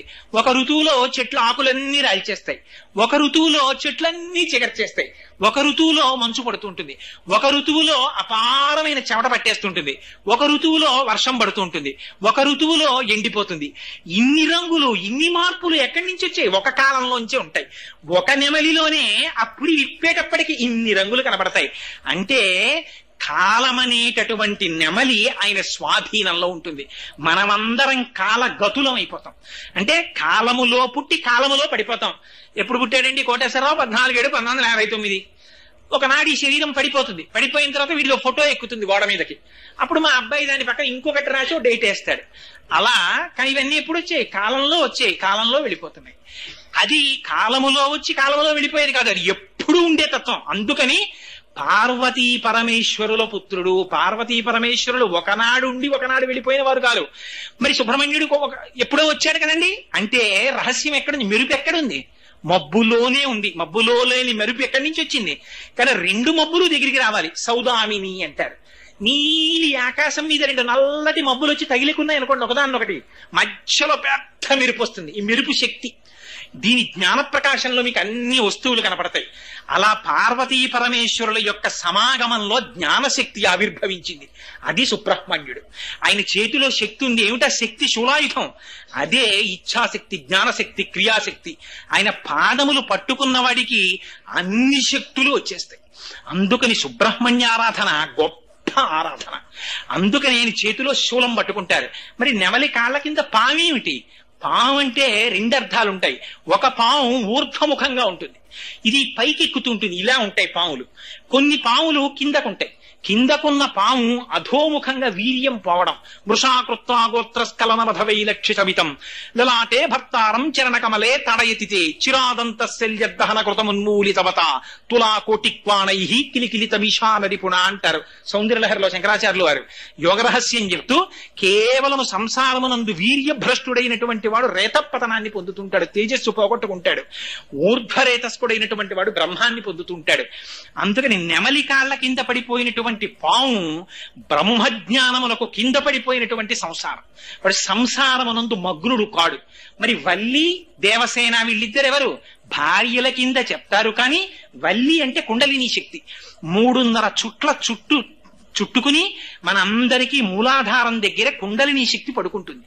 పడుకుని ఆ తోక తల కలిపేసి పడుకుని ఉంటుంది. దాన్ని ఎవ్వరూ లేపకూడదు కూడా, గురువుల అనుగ్రహం లేకుండా. దాన్ని లేపితే ఆ పాము పైకెక్కుతుంది. అది ఆశాంతం అంటారు. ఆశాంతం అంటే ఆధార చక్రం దగ్గర నుంచి సహస్రార చక్రం వరకు వెడుతుంది. అదే శంకరాచార్యులు వారు సౌందర్యలహరిలో చెప్తారు. మహీం మూలాధారే కమపి మణిపూరే ఉతవహం స్థితం స్వాధిష్టానే హృదయమపి అని ఆ ఒక్కొక్క చక్రం దాటుతూ షట్చక్రాల్ని భేదనం చేసుకుంటూ సహస్రారంలోకి వెళ్ళిపోతుంది. అలా సహస్రారంలోకి వెళ్ళిపోయేటటువంటి తేజస్సు సంసారమునందు అధోముఖమైనటువంటి రేతస్సు కన్నా భిన్నం. అందుకని నెమలి కాళ్ల కింద పడిపోయినటువంటి పాము ఊర్ధ్వరేతస్కుడై బ్రహ్మజ్ఞానములు పొంది బ్రహ్మముగా నిలబడినటువంటి షణ్ముఖుణ్ణి చూపిస్తుంది. రెండవది దేవసేన. దేవసేన అంటే సాక్షాత్తుగా దేవతల యొక్క సైన్యములకంతటికీ కూడా ఆయన ఆధ్యక్షములు వహించారు. వహించి దేవతలకి విజయాన్ని తీసుకొచ్చారు. లోపల ఆంతరంగా చూస్తే ఇక్కడే రాక్షస గుణాలుంటాయి, ఇక్కడే దేవతా గుణాలుంటాయి. రెండింటికి పోరాటం జరుగుతుంటుంది. జరుగుతున్నప్పుడు ఒక్కొక్కసారి దేవతా గుణాలు పెరుగుతాయి, ఒక్కొక్కసారి రాక్షస గుణాలు గెలుస్తాయి. ఇది పైకి వినపడదండి. ఇవన్నీ ఇక్కడ జరిగిపోతుంటాయి. ఏదో 100 రూపాయలు రాకూడని రీతిలో వస్తుంది. ఎందుకురా అనవసరం, మనకి ఏమి లోటు, పరమేశ్వరుడు ఏమీ లేదు, పుచ్చుకోకుంటుంది దేవతాగుణం. ఏమిటో నువ్వు పుచ్చుకోకపోతే మాత్రం అది ఉండిపోతుందా? పుచ్చుకునే వాళ్ళు ఎవరో పుచ్చేసుకుంటారు. సిరిదా వచ్చిన మోకాలు అడ్డుతావా, ఎంత మూర్ఖత్వం, పుచ్చుకో అంటుంది రాక్షస గుణం. పుచ్చుకుంటాడు. ఏమయ్యాడు? రాక్షస గుణానికి లొంగాడు. అయ్యయ్యో పుచ్చుకున్నానే అని దాన్ని సత్కార్యానికి వినియోగిస్తాడు. ఇప్పుడు ఏమైంది? దేవతా గుణం నెగ్గింది. అందుకని అమ్మవారికి ఏం బలి ఇవ్వాలి? ఓ పిల్లిని బలిచ్చేయి, ఓ గొర్రెని బలిచ్చేయి, ఓ దున్నపోతుని బలిచ్చేయి అంటారు. ఇవన్నీ బలిచ్చేయి అంటే నిజంగా వాటిని తీసుకొచ్చి చంపేసేయమనే? అది కాదు. గొర్రె అంటే మూర్ఖత్వం, పిల్లి అంటే దొంగతనం, మేక అంటే పిరికితనం, దున్నపోతంటే మోహం. ఈ 4గింటిని తీసుకెళ్లి విడిచిపెట్టేశాయి. ఇవి ఎక్కడి నుంచి విడిచిపెడతారు? మీరు విడిచిపెట్టలేరు. లోపల దేవతా గుణముల యొక్క శక్తి పెరిగితే రాక్షస గుణములు ఓడిపోతాయి. దేవతా గుణములు పెరిగి పోరాటం చేయాలంటే నాయకుడు కావాలి. ఆ నాయకుడు ఎవరు? సుబ్రహ్మణ్యుడు. ఆయన పాదములు పట్టుకుంటే లోపల సాత్వికమైనటువంటి గుణములు పెరుగుతాయి, రాక్షసీ గుణములు తరిగిపోతాయి. అదే బ్రాహ్మణ్య శక్తే పరమశివుని యొక్క స్వరూపంగా చెప్తారు. సూర్యుడు, గాయత్రి, అగ్నిహోత్రం. ఆయన పావకి, అగ్నిపుత్రుడు. అందుకని అపారమైనటువంటి తేజస్సు వచ్చింది. తాను చెప్పినటువంటి మాట సత్యం అవుతుంది. అదే చేతిలో పట్టుకున్నటువంటి శూలమనబడేటటువంటి శక్తి. అందుకే ఆ సుబ్రహ్మణ్యారాధన ఎక్కడ చేస్తారో అక్కడక్కడ జరిగేటటువంటి మహోపకారం ఏమిటంటే వంశం నిలబడుతుంది. కారణం ఏమిటి అంటే సుబ్రహ్మణ్యేశ్వర స్వామి వారి సహస్రనామావళిలో మాత్రం ఒక గొప్ప నామం ఉంది. వంశకరాయ నమః అని పేరు ఆయనకి. వంశము నిలబడాలి అంటే సుబ్రహ్మణ్యేశ్వర స్వామి వారి యొక్క అనుగ్రహం కలగాలి. ఆశ్చర్యం ఏమిటంటే ఎవరికైనా సంతానం కలగకపోతే చెప్పేటటువంటి సాధారణమైనటువంటి దోషం కూడా సుబ్రహ్మణ్య సంబంధమైనటువంటి దోషాన్ని చెప్తారు. సరే, ఆయన మళ్ళీ పావుగా నేల మీద కొన్నాళ్ళు తిరిగారన్నారు. దాన్ని ఎందుకు తిరిగారంటే మళ్ళీ వామన పురాణంలో దానికి ఒక రహస్యం చెప్పారు. ఒకసారి బ్రహ్మగారిని అధిక్షేపించారు, అందుకని కొన్నాళ్ళు బాధపడడానికి పావుగా భూమి మీద ఉన్నారని. ఇప్పటికీ కూడా దేవతా సర్పాలని కొన్ని సర్పాలు ఇప్పటికీ సుబ్రహ్మణ్య స్వరూపంగా ఆరాధన అందుకుంటున్నటువంటి క్షేత్రాలు ఉన్నాయి. ఎక్కడో కాదండి, మన కాకినాడకి కూతవేటు దూరంలో ఉంది అటువంటి క్షేత్రం. మీలో చాలా మందికి తెలిసే ఉంటుంది, పాముల మల్లవరం అని చెప్పి చేబ్రోలుకి కుడిపక్కకి వెడితే ఉంది. అక్కడ ఇప్పటికీ మా పూజా మందిరంలో ఉంది. నేను అది శరీరంతో ఉండగా దర్శనం చేసే అదృష్టాన్ని పొందలేదు, కానీ ఇంతలావు త్రాచుపాం, ఇంత పెద్ద పడగ విప్పి ఉంటుంది. అది ఎక్కడి నుంచి వచ్చిందో తెలియదు. శివలింగాన్ని చుట్టుకుని ఉండేది. ఆ శివలింగాన్ని విడిచి ఎదురుగుండా ఉన్న సరోవరంలోకి వెళ్లి స్నానం చేసేది. మళ్లీ వచ్చి శివలింగాన్ని చుట్టుకు పడుకునేది. పడుకుంటే అభిషేకం చేసిన పాలు కొంచెం తాగుతూ ఉండేది. ఎవరైనా సంగీత విద్వాంసులు కాని ఉపన్యాసకులు కాని వచ్చి ఉపన్యాసం చెప్పినా పాట పాడినా దానికి సంతోషం కలిగితే శివలింగాన్ని విడిచిపెట్టి వచ్చి వాళ్ళ యొక్క మెడలో పూలమాల కింద పడేది తనకి తాని. మళ్లీ విప్పుకుని వెళ్లి శివలింగానికి చుట్టుకునేది. పిల్లలు పుట్టని వాళ్ళు ఇంకా సంతానం కలగరేమో అని పెళ్ళై 15 సంవత్సరాలు దాటిపోయి బెంగ పెట్టుకున్న వాళ్ళ ఆ గుడికెళ్ళి నమస్కారం చేస్తే వెంటనే భార్య గర్భాన్ని ధరించి పిల్ల పుడితే సుబ్రహ్మణ్యేశ్వరి అని పేరు పెట్టి ఆ పిల్లని తీసుకెళ్లి ఆ స్వామి పడగ కింద పడుకోపెడితే చంటి పిల్లల్ని ఆ పాము పడగ కింద పెట్టేవారు. పెడితే ఎంతో సంతోషంగా పిల్లల్ని చూసేది ఆ పాము. ఆ పిల్లల్ని తెచ్చుకునేవారు. అటువంటి క్షేత్రం మనకి కూతవేటు దూరంలో ఉంది, మల్లవరం. అక్కడ పొలాలు దున్నుతుంటే తామ్రపత్ర శాసనాలు దొరికాయి. నేను ట్రస్టీ గారు ఇవాళ వాళ్ళ బంధువులు ఇక్కడికి వచ్చారో లేరో నాకు తెలియదు, కానీ ఆ తామ్రపత్ర శాసనాలు అవి అక్కడ మ్యూజియం లాంటి గది ఒకటి కట్టి పెట్టి ఒకసారి నేను అక్కడ ప్రసంగం చేయడానికి వెళ్ళాను. వెడితే నన్ను వాళ్ళ గదిలోకి తీసుకెళ్లి అవన్నీ చూపించారు, ఆ దొరికిన శాసనాలు అవన్నీ. అలాగే మనకి బిక్కవోల్లో ఇప్పటికీ ఒక రాత్రంతా ఆరాధన చేస్తారు దంపతులు, ఆ సంతానం కలగాలని. ఎందరో అలా సంతానం పొందినటువంటి వాళ్ళు ఉన్నారు. ఇవన్నీ అబద్ధాలు కాదండి. సుబ్రహ్మణ్యేశ్వర స్వామి వారికి ఉన్నటువంటి 6 ముఖాలే 6 క్షేత్రాలయ్యాయి తమిళనాడులో. మళ్ళీ అవి కూడా సుబ్రహ్మణ్యేశ్వర స్వామి వారి యొక్క విచిత్ర స్థితి ఏమిటంటే అన్ని మూర్తులు ఒకలా ఉండవు. మీకు ఒక్కొక్క చోట ఒక్కొక్కలా ఉంటాయి. ఆయన తిరుత్తని అని ఒక క్షేత్రం ఉంది. సాధారణంగా తిరుపతి వెళ్ళిన వాళ్ళు వెళుతుంటారు. అన్ని కొండ మీద ఉంటాయి సుబ్రహ్మణ్యేశ్వర స్వామి వారివి. తిరుత్తనిలో ఆయన క్రౌంచాసురుడు అనే రాక్షసుడిని సంహరించి విశ్రాంతి తీసుకున్నారు అక్కడ. రెండవది తిరుత్తని తర్వాత పళని. ఆ పళని దగ్గరికి వెళ్ళేటప్పటికి దండాయుధపాణి అంటారు. చేతిలో ఒక కర్ణ పట్టుకుని యుక్తకేశుడై ఆ శిరస్సు మీద రోమాలు లేకుండా కేశములు లేకుండా ఓ గోచి ఒకటి పెట్టుకుని ఉంటారు. అదే స్వరూపం రమణ మహర్షిది. పళనిలో దండాయుధపాణిగా ఉంటారు. మూడవది ఆ తిరుచెందూర్ అని సముద్రం దగ్గర ఉంది. ఆ కన్యాకుమారి వెళ్ళినటువంటి వాళ్ళు వెడుతూ ఉంటారు. ఆ తిరుచెందూరులో ఉన్నటువంటి స్వామి సముద్రం వంక చూస్తుంటారు. అక్కడే మామిడి చెట్టు రూపంలో వచ్చినటువంటి పద్మాసురుడనే రాక్షసుడిని సంహరించి 2 ముక్కలుగా రాక్షసుడు కోడుకుంటే ఒకటి కుక్కుటంగా ఒకటి నెమలిగా తీసుకున్నారు అని పురాణం చెప్తుంది. అక్కడ నుంచి సంసార సముద్రంలో పెరిగినటువంటి కెరటం సముద్రంలోనే పడినట్టుగా ఆత్మ చైతన్యాన్ని ఆత్మజ్ఞానాన్ని ఇస్తారు తిరుచెందూరు వెళ్ళిన వాళ్ళకి. నాలుగవది తిరుప్పకుండ్రం అని చెప్పి ఒక క్షేత్రం ఉంది మధురైకి దగ్గరలో. ఎంత ఆశ్చర్యం అంటే నాకు అసలు ఆ క్షేత్రం ఉన్నట్టు తెలియదు. నేను మధురై వెడితే ఎవరో చెప్పారు నాకు వెళ్ళండి అని. సరే, ఆ క్షేత్రానికి వెళ్ళాను. ఎంత విచిత్రం జరిగిందంటే ఆ రోజునే సుబ్రహ్మణ్యేశ్వర స్వామి వారి కళ్యాణం జరిగిన రోజుట. అక్కడ అలాంటి రోజున అక్కడ కొండ మీదకి దేవాలయంలోకి ఎవరైనా వెడితే తన దగ్గర పరుసులో ఉన్న డబ్బులు తీసి తన కుటుంబ సభ్యులందరికీ ఇస్తారట. ఆ రోజున అలా సుబ్రహ్మణ్యేశ్వర స్వామి వారి క్షేత్రంలో తన కుటుంబ సభ్యులకి కానుకలిస్తే వాడి ఊపిరి పోయే వరకు వాడి పరుసులోంచి తీసి కానుకలు ఇవ్వగలిగినటువంటి ఆర్థిక పరిపుష్టి వాడికి ఉంటుందిట. అంత శక్తి ఆ క్షేత్రానికి ఉందిట. భగవానుడు నన్ను తీసుకెళ్లి అలా ఇప్పించాడు నాతోటి. అలా అనుకోకుండా వెళ్ళాను నేను. అందుకని తిరుప్పకుండ్రం అన్నది ఒక క్షేత్రం. అలాగే స్వామిమలై అని ఒక క్షేత్రం ఉంది. స్వామిమలై అపారమైన జ్ఞానం. అక్కడ ప్రణవ రహస్యాల్ని పరమశివుడికి చెప్పారు ఆయన. తండ్రి ఎవరి చేతిలో ఓడిపోవాలని కోరుకుంటాడో తెలుసా అండి? కొడుకు చేతిలో ఓడిపోవాలనుకుంటాడు. చిత్రం ఏంటంటే తండ్రికి కొడుకు చేతిలో ఓడిపోతే గొప్ప సన్మానం అది. అందుకని పరమశివుడంతటి వాడికి ప్రణవం యొక్క అర్థం తెలుసుకోవలసి వచ్చింది. తెలుసుకోవలసి వస్తే సుబ్రహ్మణ్యేశ్వర స్వామి వారు చెప్పమన్నారు. కానీ నువ్వు నా దగ్గర ప్రణవం వినాలంటే నువ్వు పైన కూర్చుని నీ కింద కూర్చోకూడదు, నేను గురువుని కాబట్టి నేను పైన కూర్చుంటాను, నువ్వు కింద కూర్చోమన్నారు. అందుకని స్వామిమలైలో పైన ఆయన కూర్చుంటారు, కింద తండ్రి కూర్చుంటారు. కూర్చుని ప్రణవ రహస్యాలు విన్నారు. అగస్త్య మహర్షికి అక్కడే ద్రవిడ వ్యాకరణం అంతటినీ నేర్పారు స్కందుడు. అందుకే వారణాసి మహాత్మ్యం అవన్నీ స్కంద పురాణ అంతర్గతమే అయి ఉంటాయి. అది ఒక క్షేత్రం. ఆ తరువాత ఆయన క్రీడాస్థలం అదిగో ఆ అల్ఘర్ కోయిల్ అని చెప్పి ఒక క్షేత్రం ఉంది. అక్కడ స్వామివారి యొక్క క్రీడాస్థలం. ఈ 6 ముఖాలు ఇప్పటికీ కూడా శంకరుల యొక్క సాంప్రదాయంలో పీఠాధిపత్యం స్వీకరించేటటువంటి వారు సర్వసాధారణంగా ఈ 6 ముఖాలుగా ఉన్న సుబ్రహ్మణ్య క్షేత్రాల్ని ముందు పాదచారులై వెళ్లి దర్శనం చేస్తుంటారు. సాధారణంగా దర్శనం చేసి వస్తుంటారు.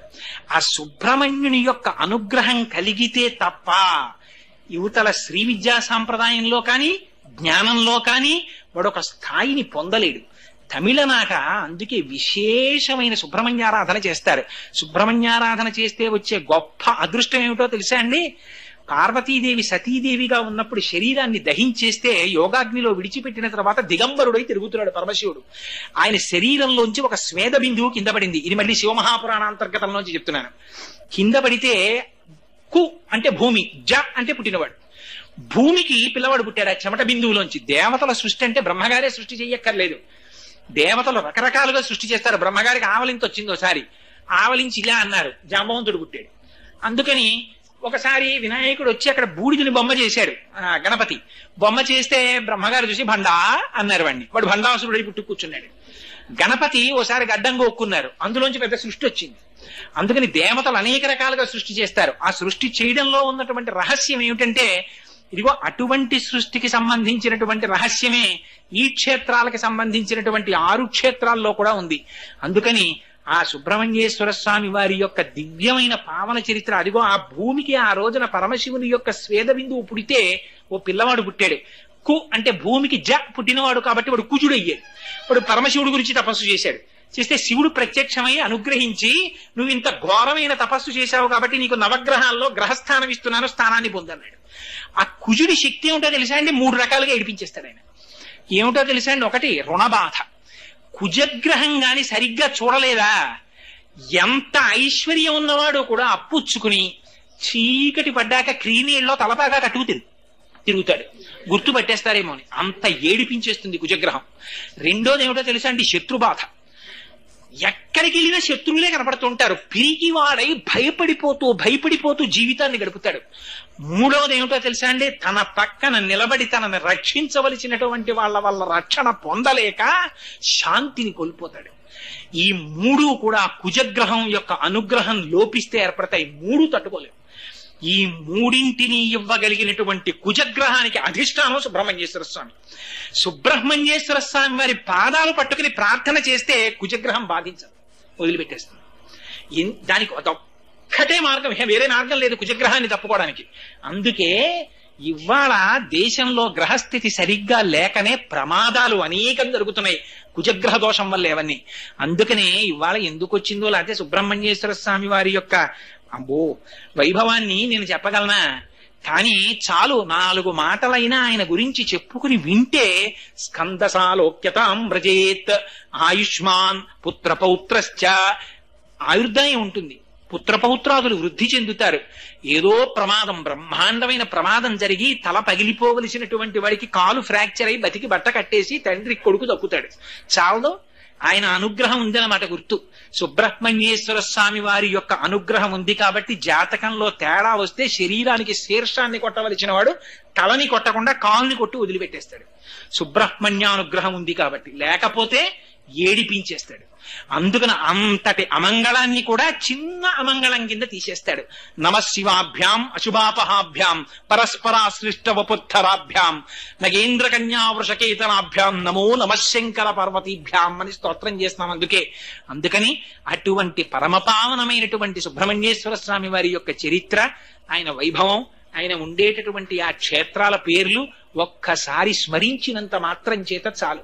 కరావలంబం అంటారు. కరావలంబం అంటే స్వామి నాకు చెయ్యినియ్యి చేతులనియ్యి. చేతులు ఏం చేసినా దీంతోనే చెయ్యాలి. చిత్రం ఏమిటంటే దీంతో చేసినవన్నీ మళ్ళీ ఇక్కడికి ఎక్కుతాయి. ఎలా ఎక్కుతాయో తెలుసా అండి? వీడు నేను చేస్తున్నాను అన్ని దీంతో చేస్తాం. దీంతో చేసినటువంటి వాటి వల్ల వచ్చేటటువంటి ఫలితాన్ని పంచుకునేటటువంటి ఎవ్వరికీ దీంతో వచ్చిన ఫలితంతో సంబంధం ఉండదు. వీడు తేకూడనివన్నీ దీంతో పట్టుకొచ్చేస్తాడు. దీన్నంతటినీ వాళ్ళు పనిచేసుకుంటారు. ఇంట్లో వాళ్ళు చీరలు కుట్టించేసుకుంటారు, ప్యాంట్లు కుట్టించేసుకుంటారు, చొక్కాలు కుట్టించేసుకుంటారు, ఫీజులు కట్టేసుకుంటారు, అన్నీ అయిపోతాయి. వాడు ఎవ్వడి ఖాతాలో 5 పైసలు నష్టం కూడా వేయరు. వాడి తప్పు లేదు, యజమాని తేవాలి, తెచ్చాడు, వాడి కర్మ, వాడు అలా తెస్తే. దోషం ఎవరికి పడిపోతుందో తెలుసా అండి? వీడి ఖాతాలో వేసేస్తాడు. ఎవడేసేస్తాడండి? ఎవడు చూశాడండి అనుకోవచ్చు మీరు. చిత్రంగా కూర్చుని గుప్తంగా రాసేవాడు ఉన్నాడు. వాడు 1000 కళ్ళతో చూస్తాడు. వాడు చిత్రగుప్తుడు. వాడు ఇక్కడ కూర్చుని చూస్తూ ఉంటాడు అన్ని. వాడికి సూర్యుడు చంద్రుడు సాక్షి. అందుకనే పరమాత్మని ఎక్కడ చెప్పినా సూర్యచంద్రుల నేత్రాలంటారు. మీరు శ్రీ మహావిష్ణువుని తీసుకోండి. క్షీరోధన్వత్ ప్రదేశే శుచిమణి విలసత్ సైకతే మౌక్తికానాం మాలా క్లుప్తా సనస్త స్ఫటిక మణినిభైర్మౌక్తి కైర్మండితంగా శుభ్రైరభ్రైరధభ్రైరుపరి విరచితైర్ముక్త పీయూష వర్షై ఆనందీన పునీయాత్ తరి నలిన గదా శంక పాణిర్ముకుంద భూః పాదౌ యస్య నాభిః వేదసురనిలచంద్ర సూర్యౌ చ నేత్రే. చంద్ర సూర్యౌ చ నేత్రే అంటాం. పరమశివుడికి చెప్తే వందే శంభుమమాపతిం సురగురుం వందే జగత్కారణం వందే పన్నకభూషణం మృగధరం వందే పశూనాం పతిం వందే సూర్య శశాంక వన్యనయనం అంటాం.